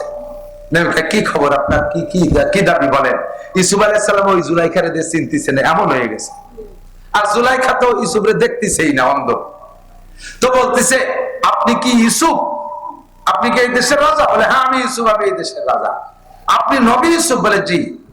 তাহলে আপনার কাছে, আপনি নবী হলে আপনার যোগ্যতা আছে, আপনার কথা আল্লাহ শোনে। আপনার কাছে একটা দাবি, আপনি একটু দোয়া করে দেন আমার চোখ দুটো যেন খুলে যায়, আমি যেন আপনার চোখ দিয়ে এক নজর দেখতে পারি। আপনারে দেখার জন্য বহুত সম্পদ ছিল, সব শেষ করে ফেলাইছি, কোনোদিন নাগালে পাই না, আজকে পাইছি, একটু দোয়া করেন আমার চোখ দুটো ভালো হোক, একটু আপনার পরাণ করে দেখবো। ইউসুফ আলাইহিস সালামকে, আল্লাহ তুমি এই বুড়ির চোখ ভালো করে দাও, দেশের চোখ ভালো করে। এখন ইউসুফ আলাইহিস বুড়ি চোখ খুলে দেখে যে হ্যাঁ সেই ইউসুফই ঠিক আছে। আর কি? তার 3টে দাবি। তার একটা হলো চোখ ভালো করা, সেটা তো করে দিয়েছেন। আর একটা দাবি আপনি বললে হয়ে যাবে। দেখেন যে আপনার দোয়া কবুল হলো, সাথে সাথে চোখ ভালো হলো, ওটাও বললে হবে। আপনি আল্লাহর কাছে দোয়া করেন, আমি পুনরায় যৌবন ফিরে পেতে চাই, আমি 16 বছরের যুবতী হতে চাই। ইউসুফ আলাইহিস সালাম, আল্লাহ এই বুড়ো মানুষটা চাচ্ছে থাকতে আর একটু যুবতী বানাই দাও। বলার সাথে সাথে জুলাইখা 16 বছরের যুবতী হয়ে গেছে। যখন জুলাইখা যুবতী হয়ে গেছে, ইউসুফ আলাইহিস সালাম এক নজর দেখে যে আরে আল্লাহ, এদি সেই জুলাইখা। এখন উনি হতভম্ব, কোন বিপদে পড়ে গেলাম, বুড়ি ছিল তো ভালোই ছিল। যাই হোক, আমার তো হয়ে গেছে। 3 নম্বর দাবি কি? আমারে বিয়ে করতে হবে। সারাটা জীবন আপনার অপেক্ষায় রয়েছি, বহুত অন্যায় করতে গেছি, আল্লাহ আপনারও বাঁচাইছে, আমারও বাঁচাইছে। নিজেদের চরিত্র হেফাজত করেছি, আপনার পরে আমি কোথাও আমার যৌন চরিতার্থ করি নাই, অন্যায় ভাবে আমি কোথাও কিছু করি নাই। আমার দেহকে, আমার সতীত্বকে আমি পাহারা দিয়ে রেখেছি, সারা জীবন সাধনা করছি। দুনিয়ায় না হলে আখিরাতে আপনার কাছে আমি যাবই যাব। আল্লাহ তাআলা অ্যারেঞ্জ করে দিয়েছে। তাফসীরে জালালাইনের হাসিয়ার ভিতরে উলামায়ে কেরাম খুঁজলে পাবেন, দেখবেন যা বলছি হুবহু লেখা আছে। এরপরে দাবি করছে, এখন ইউসুফ আলাইহিস সালাম কয়, আমি তো বিয়ে করছি, ছেলে মেয়ে আছে, আমার তো আর স্ত্রীর দরকার না, আপনি এই ওয়ার সময় এই বিপদে আমারে কেন ফেলালেন পন্দি দেই। এখন এই আমল কর্ম করতেছে ইউসুফ আলাইহিস সালাম। জিবরিল আলাইহিস সালাম আসছে ইতিমধ্যে, নবী তো ওহী আসছে। কি খবর যে নবী? কয় কি যে জানি যে মহিলা তো সে ফিরে আবার আইসো, অসময় আমার বিপদে ফেলাই দিচ্ছে। কয় যে কোনো সমস্যা নাই, ওই মহিলাকে লোক দিয়ে আপনার বাসায় পাঠায় দেন, মহিলারে লোক দিয়ে বাসায় পাঠায় দেন, আর আপনি সফর সাইডে বিকেলে যাইয়া ওই মহিলাকে বিয়ে করে নেবেন। আল্লাহ হুকুম করছেন, বলেন না সুবহানাল্লাহ। নবীর ইশকে আশিক হইয়া একভাবে রেগে রয়েছে, নিজেকে পবিত্র রেখা, অবশেষে আল্লাহ তাআলা তার চাহিদা পূরণ করে দিয়েছে। এখন ওই মহিলাকে লোক দিয়ে যখন বাড়ি পাঠাইতেছে, ইউসুফ আলাইহিস সালামের বাড়ি, মহিলাকে ইউসুফ নবীর বাড়ি যাওয়ার আগে আমার ওই ঝুপড়ির মধ্যে একটু জাতি হবে, ঝুপড়ির মধ্যে একটু জাতি হবে। ঝুপড়ির মধ্যে যাইয়ে সে ভগবানের ঠ্যাং ধরিয়ে ওরে ব্যাঙ্গের মতো হাসা, শয়তান তোর জীবন ভরে বুঝো আল্লাহর ইবাদত করলাম, তুই আমার ইউসুফের সাথে দেখা করাতে পারলি রে। আরে একবার কইছি আমার আল্লাহ রে, সেই আল্লাহ আমার ইউসুফের সাথে দেখা করাই দিয়ে আমার সব পাল্টা বেড়াতেছে, তোরে পুজোতে বসে জায়গাতে যায়। ওরে ভাঙ্গে চুলে হাত পাও মোয়া হইলে পানিতে ডুবই টুবই ধুইয়ে তারপরে ইউসুফ আলাইহিস সালামের বাসায় গেছে। যথারীতি বিয়ে হয়ে গেছে। ইউসুফ আলাইহিস সালামের আরো স্ত্রী ছিল, বলা হয় যে অন্য কোন স্ত্রীর পেটে সন্তানও হয় নাই, এই জুলাইখার পেটে আল্লাহ তাআলা 3টে সন্তান দান করেছেন। সেই 3 সন্তানের মাধ্যমে যাইতে যাইতে সন্তানের একটা মেয়ের নাম রহিমা, একটা মেয়ের নাম রহিমা। ওই রহিমাকে আল্লাহ তাআলা আবার বিয়ে করাই দিয়েছে হযরত আইয়ুব আলাইহিস সালামের সাথে। সেই আইয়ুব আলাইহিস সালামকে 18 বছর পোকার বাসাটা খেদমত করছে এই রহিমা, বংশীয় ভাবে নবীর বংশ। রহিমার বাপ ইউসুফ আলাইহিস সালাম, ইউসুফ আলাইহিস সালামের বাপ ইসহাক আলাইহিস সালাম, ইসহাক আলাইহিস সালামের বাপ কি বলা হয় ইব্রাহিম আলাইহিস সালাতু ওয়াস সালাম। এইভাবে যাইতে যাইতে ইউসুফ আলাইহিস সালামের বাপ ইয়াকুব আলাইহিস সালাম, ইয়াকুব আলাইহিস সালামের বাবার নাম ইসহাক আলাইহিস সালাম, ইসহাক আলাইহিস সালামের বাবার নাম ইব্রাহিম আলাইহিস সালাম, সেই বংশের মাইয়া হযরত রহিমা আলাইহিস সালাম, হযরত আইয়ুব আলাইহিস সালামের স্ত্রী। দোস্তরে বলতে চাইছি, ওয়া মাইয়াত্তাকিল্লাহ ইয়াজআল লাহু মাখরাজা, যদি কেউ আল্লাহকে ভয় পায়, আল্লাহ তাআলা তাকে এই জাতীয় মহা বিপদ থেকে ভয় করে। ও যুবক, গুনাহ থেকে বাঁচতে হলে তুমি আল্লাহর ভয়টা অন্তরে রাখো। বলছি কিনা মনে নাই, বললে আবার বলি। সেদিনকে ফরিদপুর মাহফিল করে আসছি, গত বছর 2 আগে ফরিদপুর একটা মাহফিল করছি। মাহফিলের ভিতরে আমাকে খেদমত করছে একটা যুবক, ফিসফিসে পাতলা দাড়ি, মাথায় পাগড়ি, মাথায় জুব্বা, মাথায় পাগড়ি, গায়ে লম্বা জুব্বা, কি যে তার বিনয়ী ভাষা, আমি আশ্চর্য হয়ে যাচ্ছি। অবশেষে আমি বললাম, বাবা তুমি এত ভালো, খুব খুশি হয়ে গেছি। খানা দানা শেষে বিদায় নেওয়ার সময় ছেলেটা বলতেছে, হুজুর আপনি তো আমার খেদমত নিলেন, আমিও খেদমত করে খুশি হয়েছি, কিন্তু আমার পরিচয়টা তো নিলেন না। তো বলো, আমি তো মনে করছি তুমি খাবাসপুর মাদ্রাসার ছাত্র। না হুজুর, আমি ফরিদপুর রাজেন্দ্র কলেজের ছাত্র। জীবনে আমি দাড়িতে খুর দেই নাই। দাড়ি গজানোর আগে আপনার বয়ান শুনেছি, সেই থেকে প্রতিজ্ঞা করেছি আল্লাহ দাড়ি দিলে, একটা দাড়ি দিলেও কাটবো না। এই চুতির পর চারটে, আমাকে তো সে ছাগলের দাড়ি, এরকম চারটে পাতলা দাড়ি, তাই সে কাটে নাই। এরপরে পাগড়ি যোগ্যতা আছেই আছে। হুজুর আমি কোন জায়গায় থাকি, একটু কদম দিয়ে বরকত দিয়ে যান। ও যে রুমি থাকে, আমার সেই রুমি নিয়ে গেছে। রুমি যাইয়া দেখি আমি নিজেকে নিজে ওয়াজ সংগ্রহ করছি, আমি নিজে সেখান থেকে খানিকটা অর্জন করছি। রুমির মধ্যে যাইয়া দেখি ছাদে লেখা আল্লাহ দেখে, ও বাংলায় লিখে তুইছে। ডান পাশের ওয়ালে লেখা আল্লাহ দেখে, বাম পাশের ওয়ালে লেখা আল্লাহ দেখে, 4টে ওয়ালে লেখা আল্লাহ দেখে। আমি কি তুমি এগুলো কি করছো? কয় যে হুজুর আপনি বলেছিলেন গুনাহ থেকে বাঁচতে হলে 3টে কথা মনে রাখতে হবে। একটা হলো, আমি যখন গুনাহ করি ওই সময় মনে আনতে হবে আমার এই গুনার অবস্থাটা কে দেখে? জোরে বলেন, কে দেখে? আল্লাহ দেখে। তাহলে আমি আল্লাহ যখন দেখে, আমি কিভাবে আল্লাহর সামনে গুনাহ করব? ইউসুফ আলাইহিস সালাম কয় আমি জুলাইখার সাথে জিনা করব, এই অবস্থাটা আল্লাহ দেখে, তাহলে আমি কিভাবে করব? আমি এর ভিতরে একা থাকি, এই ঘরের ভিতরে একা থাকি, একা একা গুনাহ করার বহুত সুরত আছে। আমি যুবক মানুষ, কলেজের আমার বহুত ছাত্রীরা আছে, আমার সহপাঠীরা, তারা আমাকে অনেকভাবে বিরক্ত করে। আর একা একা রুমের ভিতরে থাকি, গুনাহ করার অনেক পথ আছে। আমি যখনই গুনাহ করার ইচ্ছা করি, যেদিকে তাকাই লেখা দেখি আল্লাহ দেখে, ভয় আমার ভিতরে কাজ করে, আর তখন আমি গুনাহটা করতে পারি না। এদিকে তাকাই গুনাহ করব, ওয়ালের দিক তাকাই দেখি আল্লাহ দেখে, এ ওয়ালের দিক তাকাই দেখি আল্লাহ দেখে, এই জন্য আমি গুনাহ করতে পারি না। হুজুর আপনার 3টে কথা আমার মনে আছে। 1 নম্বরে গুনাহ করার সময় কল্পনা করতে হবে আল্লাহ দেখে। 2 নম্বরে গুনাহ করার সময় খেয়াল করতে হবে আমি যে গুনাহটা করতেছি, এই গুনাহটা ফেরেশতারা দেখতেছে আর লিখতেছে। কথা বলেন ঠিক কি না? 3 নম্বরে আরেকটা কথা কল্পনা করলে গুনাহ থেকে বাঁচা যাবে, সেটা হলো আমি যে গুনাহটা করতেছি, এই গুনাহরত অবস্থায় আমার মৃত্যু হতে পারে কি পারে না? গুনাহরত অবস্থায় আমার মৃত্যু হতে পারে। মদ জ্বালে দিছি, এই অবস্থায় মরতে পারি। সিগারেট টানতেছি, এই অবস্থায় মরতে পারি। আমি সুদে টাকা হাতে নিচ্ছি, ওই অবস্থায় মরতে পারি। টেলিভিশন দেখতেছি, ওই অবস্থায় মরতে পারি। রাতের বেলা কানে খিল লাগায় মমতাজের গান শুনতেছি, ওই শোনার ভিতরে যে ঘুম হয়ে গেছে, ওর মধ্যে আমি মরে যেতে পারি। তাহলে যে হালাতে মরতেছি, ওই হালাতটা আল্লাহ পাক রব্বুল আলামিন দেখতেছে, ফেরেশতারা। আমার এই অবস্থাটা, গুনার অবস্থাটা যদি আল্লাহ দেখে, আমি কিভাবে আল্লাহর সামনে করব?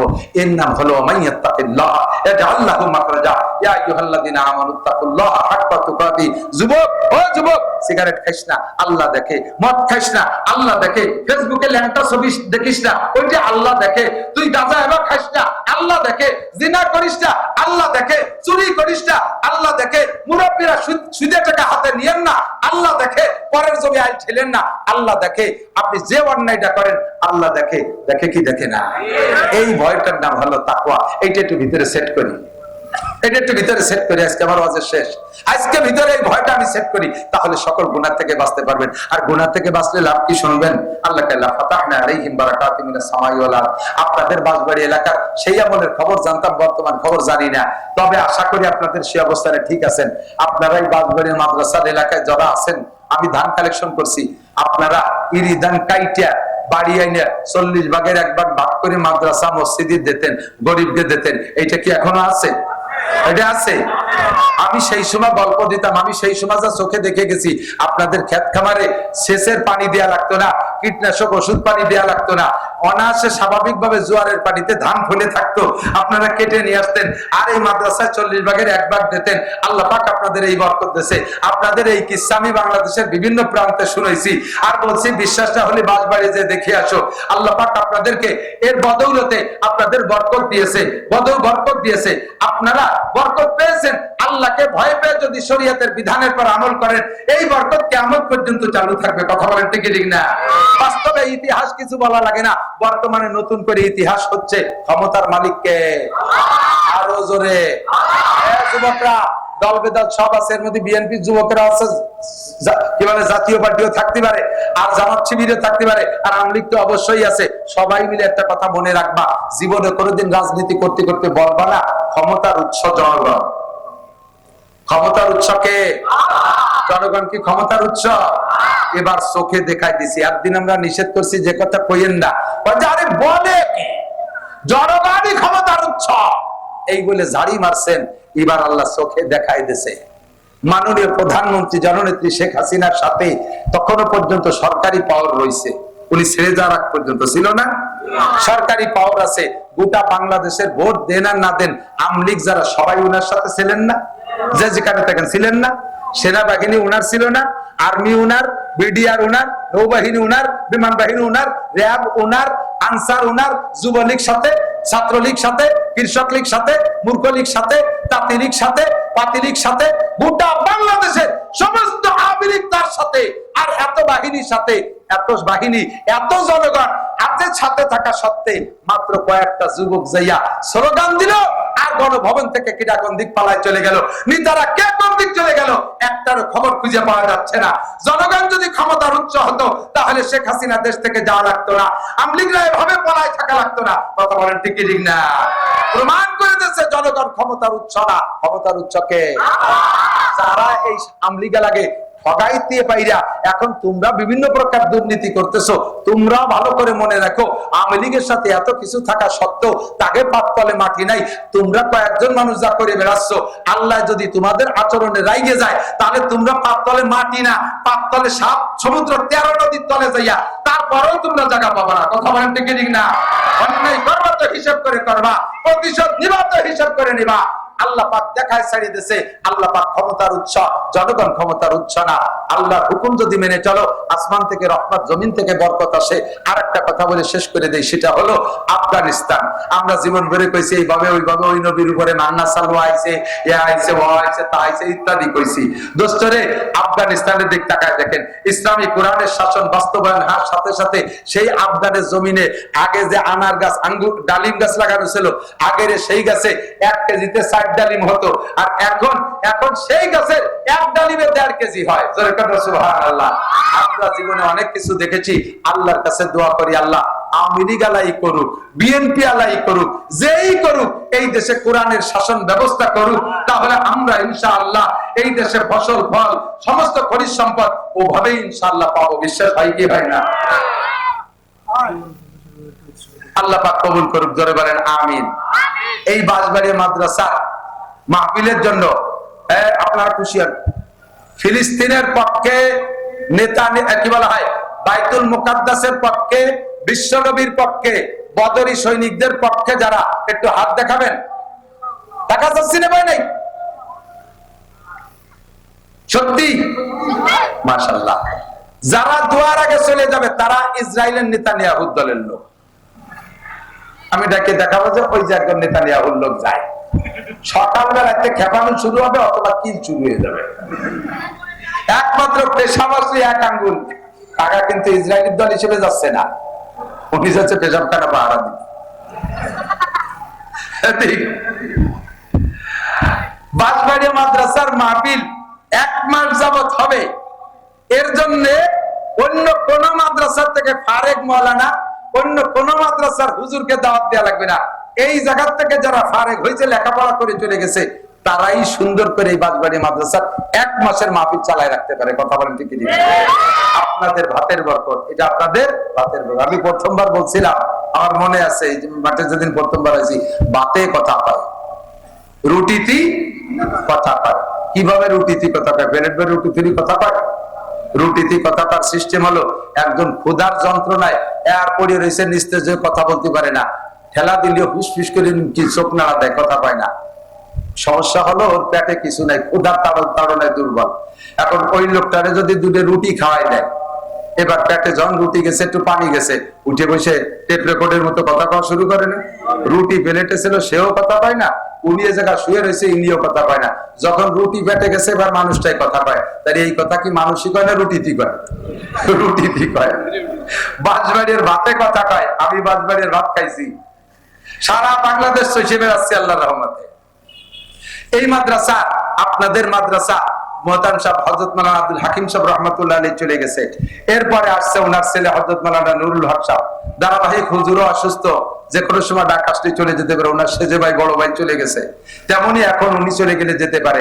পরবর্তীতে তাদের ছেলেরা, ভাই বেটারা আছে, ধরে রাখছে মাদ্রাসা এ জায়গা থাকবে, মানুষ এমন করে আসতে যাইতে তাহলে থাকবে। কথা বলেন ঠিক না? আল্লাহু আকবার। তো দোস্ত, এই মাদ্রাসা দেখেও দিলটা ভরে যায়। সারা বাংলাদেশের লেখাপড়ার সুখ্যাতি আছে। আপনাদের শেষকালে আমি আর বেশি কিছু বলবো না।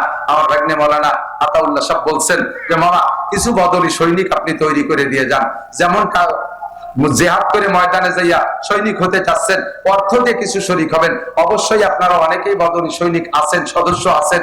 313 জন বদরি সৈনিক বিনা হিসাবে জান্নাতে চলে যাবে। আর মান তাসাব্বাহা বিকওমিন ফাহুয়া মিনহুম, যার সাথে যার মিল হবে তার সাথে তার হাসর হবে। আমি দোয়া করি আল্লাহ তাআলা আপনাদের সকলকে বদরি সৈনিকদের সাথে বিনা হিসাবে জান্নাতি করে দিন, বলেন আমিন। বছরে মাত্র 1000 টাকা, বছরে মাত্র 1000 টাকা দিয়ে আপনি আজীবন সদস্য হবেন, বদরি সৈনিকদের সাথে শরীক হয়ে যাবেন। মাদ্রাসা থেকে একটা ফরম নেবেন, আপনি স্থায়ীভাবে বছরে একবার দেবেন, মাত্র বছরে একবার, এভাবে জীবন ভরে দিয়ে যাবেন। কি নাম যুবক? সফিউল্লাহ। এই তো এই এলাকার নামেরই রং আলাদা। চৌমনি হুজুর নাম রেখে দিয়েছেন এইরকম ভালো ভালো নাম। সফিউল্লাহ, 1000 টাকা বদরি সৈনিক। কি নাম যুবক? সিফাত। এই খালি ভালো নাম, কোয়ান্তে কামাই গেলেছে। সিফাতুল্লাহ, বলেন আলহামদুলিল্লাহ। আল্লাহ যুবককে কবুল করো, হালাল ভাবে লাখ লাখ কোটি কোটি টাকার মালিক বানায় দাও, সুস্থতার সাথে লম্বা হায়াত দাও, বদরি সৈনিকদের সাথে জান্নাতি করে দিও। জোরে বলেন আমিন। আছেন কেউ দোয়া নেবেন 1000 টাকা দিয়ে? কি নাম মুরব্বী? কি নাম চেনেন? রকিবুল্লাহ, রফিকুল ইসলাম। আপনি এসে যারা নাম লেখাইছেন অবশেষে এসে কার্ড নিয়ে দেবেন, ফর্ম নিয়ে দেবেন। কি নাম যুবক? হ্যাঁ, জসিম উদ্দিন। আল্লাহ কবুল করেন, ঠিকানা লেখাই দিয়ে পরে ফর্ম নিয়ে যাবেন। আর কে আছেন 1000 টাকা, বছরে 1000 টাকা? আল্লাহ তাআলা কার টাকা কবুল করছে? কোন কিসসা কাহিনী আমি কই নাই, এমন কোন আলোচনাই করি নাই। তাআওয়ানু আলাল বিররি ওয়াত তাকওয়া ওয়ালা তাআওয়ানু আলাল ইসমি ওয়াল উদওয়ান। আল্লাহ পাককে বিশ্বাস করেন, পরকালকে বিশ্বাস করেন, আপনার জন্য জারিয়া চলতে তালে থাকবে। এই মাদ্রাসায় যত আলেম ফারেক হবে, লেখাপড়া যত করবে, আমলনামা, আপনার আমলনামায় তার নেকি যেতে থাকবে। মুহাব্বতের সাথে বছরে 1000 টাকা। আর কোন আল্লাহর বান্দা একটু দোয়া করে দেই, আল্লাহ হালাল ভাবে অনেক টাকার মালিক বানায় দেবে, সুস্থতার সাথে লম্বা হায়াত দান করবে, আল্লাহ হজ করার তৌফিক দান করবে। আছেন কোন আল্লাহর বান্দা? কি নাম যুবক? ইলিয়াস, ইয়াসিন। কি নাম মুরব্বী? আব্দুল মুক্তাদির। কি নাম? বাচ্চু, বাচ্চু শেখ। কি নাম? জাকারিয়া। আল্লাহ দান কবুল। কি নাম? আজিজুর, আজিজুর রহমান। আর কে আছেন? আল্লাহ দান কবুল করেন, এনাদের হায়াতে তয়বা বাড়াই দেন, আল্লাহ অনেক দিন বাঁচায় রাখেন। যতদিন বেঁচে থাকবে অতদিন আমরা টাকা পাবো, এই জন্য মেলা দিন বাঁচায় রাখেন। সবাই বলেন আমিন। এটা তাড়াতাড়ি মরে গেলে তো আমাকে সন্ধ্যা শর্ট হয়ে যাবে, এই জন্য দোয়া করে দিলাম হায়াতের। আর কেউ আছেন হায়াতের দোয়া নেবেন? এই যে কইছে মুরব্বী। কি নাম? মান্না শেখ। কি নাম? পান্না। কি নাম? লায়েক শেখ। কি নাম? ফায়েক শেখ। আল্লাহ কবুল করেন, হায়াতে দেবে, দারাজ করেন, অনেক টাকার মালিক বানায় দেন। আর কে আছেন? এই পাশে একটু কম উঠেছে, আপনাকে বাড়ি আমাকে দিক নাকি? একটু বলেন কে আছেন? 1000 টাকা। রহিমা খাতুন। রহিমা বিনতে না যাও যে, কি বলবো, স্বামীর নাম বা বাপের নাম? নিসারউদ্দিন, ওনার স্ত্রী, মেয়ে। আপনার মেয়ে? মাশাআল্লাহ। তাই তো বলছি যে বাপের নাম বা স্বামীর নাম বলতে হয়, বাপের নাম। আল্লাহ কবুল করেন, বলেন আমিন। আল্লাহুম্মা সাল্লি আলা মুহাম্মদ, আল্লাহুম্মা সাল্লি আলা মুহাম্মদ। কারেন্ট চলে গেছে, আলহামদুলিল্লাহ। ইন্না লিল্লাহ, ইন্না লিল্লাহ। দুরূদ শরীফ পড়ি। আল্লাহুম্মা সাল্লি আলা মুহাম্মদ ওয়া আলা আলি সাইয়্যিদিনা মুহাম্মদ ওয়া বারিক ওয়া সাল্লিম। আল্লাহুম্মা সাল্লি আলা মুহাম্মদ।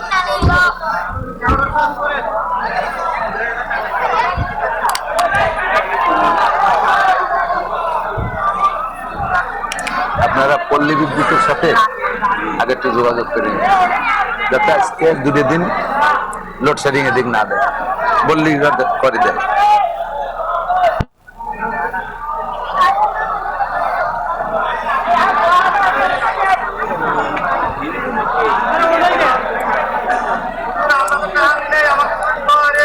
সবার জন্য দোয়া হবে, সবার হবে। মাইক হবে, বসেন, দোয়া করে দিচ্ছি, বসেন। মাইক সাহেব বাংলায় দোয়া হবে, বসেন। আল্লাহুম্মা সাল্লি আলা মুহাম্মাদ ওয়া আলা আলি সাইয়্যিদিনা মুহাম্মাদ ওয়া বারিক ওয়া সাল্লিম। আল্লাহুম্মা সাল্লি আলা মুহাম্মাদ। আলহামদুলিল্লাহ, আলহামদুলিল্লাহ। বসে বসে বসে। আর কোন আল্লাহর বান্দা আছেন 1000 টাকা বছরে? ওই যে মুরব্বী দাড়ি পাকা, দেখেন কি নাম? ওমর ফারুক, আলী আকবর। আল্লাহ কবুল করেন, বলেন আমিন। আর কোন আল্লাহর বান্দা আছেন? হায়াতের দোয়া করব, কি নাম?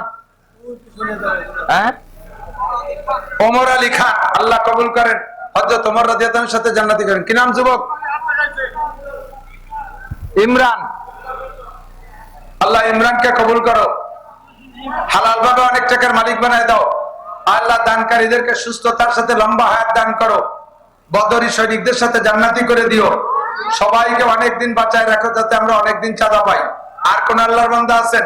1000 টাকা দেবেন, হায়াতের দোয়া নেবেন, হজের দোয়া করব, বদরি সৈনিকদের সাথে জান্নাতি হওয়ার দোয়া করব, রোগ ব্যাধি বালা মুসিবত থেকে আল্লাহ হেফাজত করবে। আমার মা বোনরা আপনারা দেন। বদরের যুদ্ধে হযরত ফাতেমা এবং হযরত আয়েশা দুইজন নার্সের কাজ করেছিলেন, মহিলারাও সেখানে কাজ করেছিলেন অনেকে। তাদের হাফিজুর রহমান শেখ, আল্লাহ কবুল করেন, আল্লাহ অনেক টাকার মালিক বানায় দেন। আমার তো বিশ্বাস ছিল যে এই জায়গা থেকে আজকের মাঠ থেকে 313 জন মানুষ পুড়িয়ে যাবে। আছেন আর কোন আল্লাহর বান্দা থাকলে বলেন, দোয়া করি। আর বেশি কষ্ট দেব না, সময় হয়ে গেছে, অনেক রাত হয়ে গেছে। একটু দরুদ শরীফ পড়ি। আল্লাহুম্মা সাল্লি আলা হায়েক শেখ, আগেই বলছে, নাম বলছি। আল্লাহ কবুল করেন। ইসমাইল শেখ, ইসমাইল মোল্লা, 1000 টাকা। আল্লাহ দান কবুল করেন, নেক হায়াত দারাজ করেন, ঈমান আমলে বরকত দেন। প্রত্যেক বছর এটা কাজা করবেন না, দিয়ে যাবেন। মনির মোল্লা 1000। প্রত্যেক বছর এটা বাৎসরিকভাবে একটা টাইম খেয়াল রাখবেন। বিশেষ করে রমজানে দিলে 1000 টাকায় 7 লক্ষ টাকার নেকি হবে। এই জন্য প্রত্যেক বছর রমজানেই দিয়ে দেওয়ার চেষ্টা করবেন। যাকাতের টাকার ভিতর থেকে হোক বা এমনি দিয়ে, যেভাবে হোক এখানে দেওয়ার চেষ্টা করবেন ইনশাআল্লাহ। আল্লাহুম্মা সাল্লি আলা মুহাম্মাদ। আর কেউ আছেন বলবেন? তাড়াতাড়ি তাড়াতাড়ি, দোয়া হয়ে গেলে কিন্তু আর বলা হবে না। আমরা দোয়া করি। আল্লাহুম্মা সাল্লি আলা মুহাম্মাদ ওয়া আলা আলি সাইয়্যিদিনা মুহাম্মাদ ওয়া বারিক ওয়া সাল্লিম। নগদ টাকা দিয়েছেন নাকি মাহফিলে? নগদ টাকা, নগদ ব্যাংক কালেকশন সবাই দিয়েছেন আলহামদুলিল্লাহ। আর যারা না দিয়েছেন তারা দিয়ে যাবেন। দেনেওয়ালা না দেনেওয়ালা সকলেই আমরা দোয়া করবো আল্লাহর কাছে। আল্লাহুম্মা আমিন। রব্বানা যালামনা আনফুসানা ওয়া ইন লাম তাগফির লানা ওয়া তারহামনা লানাকুনান্না মিনাল খাসিরিন। রব্বানা ফাগফির লানা যুনুবানা ওয়া কাফির আন্না সাইয়্যাতিনা ওয়া তাওয়াফানা মাআল আবরার। আয় আল্লাহ রাব্বুল আলামিন, গভীর রাত পর্যন্ত 2 দিন ব্যাপী মাহফিলের সমাপনী দিনের শেষ অধিবেশনে আমি যা পারছি বুঝছি আলোচনা করে তোমার শাহী দরবারে তোমার নেককার বান্দা বান্দীদের সাথে নিয়ে বিকার দুখানা হাত তুলেছি। আয় রাব্বুল আলামিন, আমাদের জীবনের সমস্ত গুনাহ তুমি এক্ষুনি মাফ করে দাও। যত গুনার আলোচনা এখানে করেছি এ সব গুনাহ আমরা করে থাকি, মাঝে মাঝে তওবাও করি, নফস আর শয়তানের কাছে হেরে যাই, তওবা ভঙ্গ হয়ে যায়, আবার সেই গুনাহ করে ফেলি। রব্বুল আলামিন, তোমার কাছে আজকে বলতেও লজ্জা লাগতেছে, তবুও যেহেতু আর কোনো দরজা নাই তাই অবশেষে তোমার কাছে এসেছি। তুমি আজকে এই মাঠ থেকে আমাদেরকে খালি হাতে ফিরাই দিও না। আয় রব্বুল আলামিন, আমাদের হাত দুটো নেকি দ্বারা ভরপুর করে দাও, আমল নামা নেকি দিয়ে ভরে দাও, আমাদের গুনাহ খাতা সব মাফ করে দাও। আমাদের আব্বা মা, দাদা দাদি, নানা নানি, শ্বশুর শাশুড়ি, আত্মীয় স্বজন, পাড়া প্রতিবেশী, বন্ধু বান্ধব, উস্তাদ শাগরেদ, পীর মুর্শিদ, ছাত্র ছাত্র ভাই, আপনজন যে যেখানে বনে জঙ্গলে কবরে শুয়ে আছে সকলের কবর আযাব মাফ করে দাও, সকলের গুনাহ খাতা মাফ করে দাও, সকলের কবরে জান্নাতের দরজা খুলে দাও। আয় মেহেরবান আল্লাহ, বিশেষ করে এই এলাকায় যত কবরবাসী কবরে শায়িত সবাইকে তুমি মাফ করে দাও। খাস করে আমাদের মহান মুরব্বী হযরত মাওলানা আব্দুল হাকিম সাহেব রহমাতুল্লাহ আলাইহি এবং ওনার পরিবারের সদস্য যারা দুনিয়া থেকে চলে গেছেন, ভাইজান আব্দুল আজিজ সাহেব, আয় আল্লাহ ভাইজান নিজামউদ্দিন সাহেব, বড় বড় মানুষ ছিলেন, দেশে কত হিদায়াতের বয়ান করেছেন, আমরা তাদের থেকে বয়ান শুনেছি, শিখেছি। ও মালিক, তুমি এই মরহুমদের গুনাহ খাতা সব মাফ করে দাও। তাদের কবর আযাব হতে থাকলে বন্ধ করে দাও। তাদের কবরে জান্নাতের দরজা খুলে দাও। তাদের মর্যাদা জান্নাতুল ফেরদাউসের আলা মাকামে নিয়ে যাও। আয় মালিক, তাদের ওয়ারাসা যারা দুনিয়ায় বেঁচে আছে তাদের মাধ্যমে এই দ্বীনি প্রতিষ্ঠান নিগরানি করা তৌফিক দান করো, এটাকে ধরে রাখার তৌফিক দান করো। এলাকার জনগণ সে সকল মুরব্বীদেরকে মহব্বত করে আয় আল্লাহ এই মাদ্রাসায় দান ধ্যান করলেন, অনেক অনেক কিছু দিয়েছেন, আজীবন সদস্য হয়েছেন, সকলের দান তুমি কবুল করে নাও। এর ওসিলায় বদরি সৈনিকদের সাথে জান্নাতি করে দিও। দুনিয়ায় রোগ ব্যাধি বালা মুসিবত থেকে হেফাজত করো। চাকরি বাকরি ব্যবসা বাণিজ্য খেত খামারের ভিতরে হালাল ভাবে বরকত ঢুকাইয়া দাও। আয় মালিক, অনেক অসুস্থ রোগী আছে, সবাইকে সুস্থ করে দাও। আয় আল্লাহ, ঠান্ডা তালুকদার নামে এক বান্দা মালয়েশিয়া থেকে অত্যন্ত অসুস্থ, দোয়া চেয়েছে, এমন করে অনেকেই নাম ধরে দোয়া চেয়েছে। সব রোগীদেরকে তুমি সুস্থ করে দাও, সব রোগীদেরকে সুস্থ করে দাও। তালুকদার সাহেবকে সুস্থ করে দাও। আয় আল্লাহ, বর্তমানে এই মাদ্রাসার মুহতামিম সাহেব হুজুর অসুস্থ, ওনাকে পূর্ণ সুস্থ করে দাও। আয় আল্লাহ, পুরো গোপালগঞ্জের মুরব্বী হিসেবে আমাদের উপরে ছায়া হয়ে আছে, আয় আল্লাহ আমাদের এই ছায়া লম্বা করে দাও। ওনাকে সুস্থতার সাথে হায়াতে তৈবা বাড়ায় দাও। এই মাদ্রাসার সব হাজাত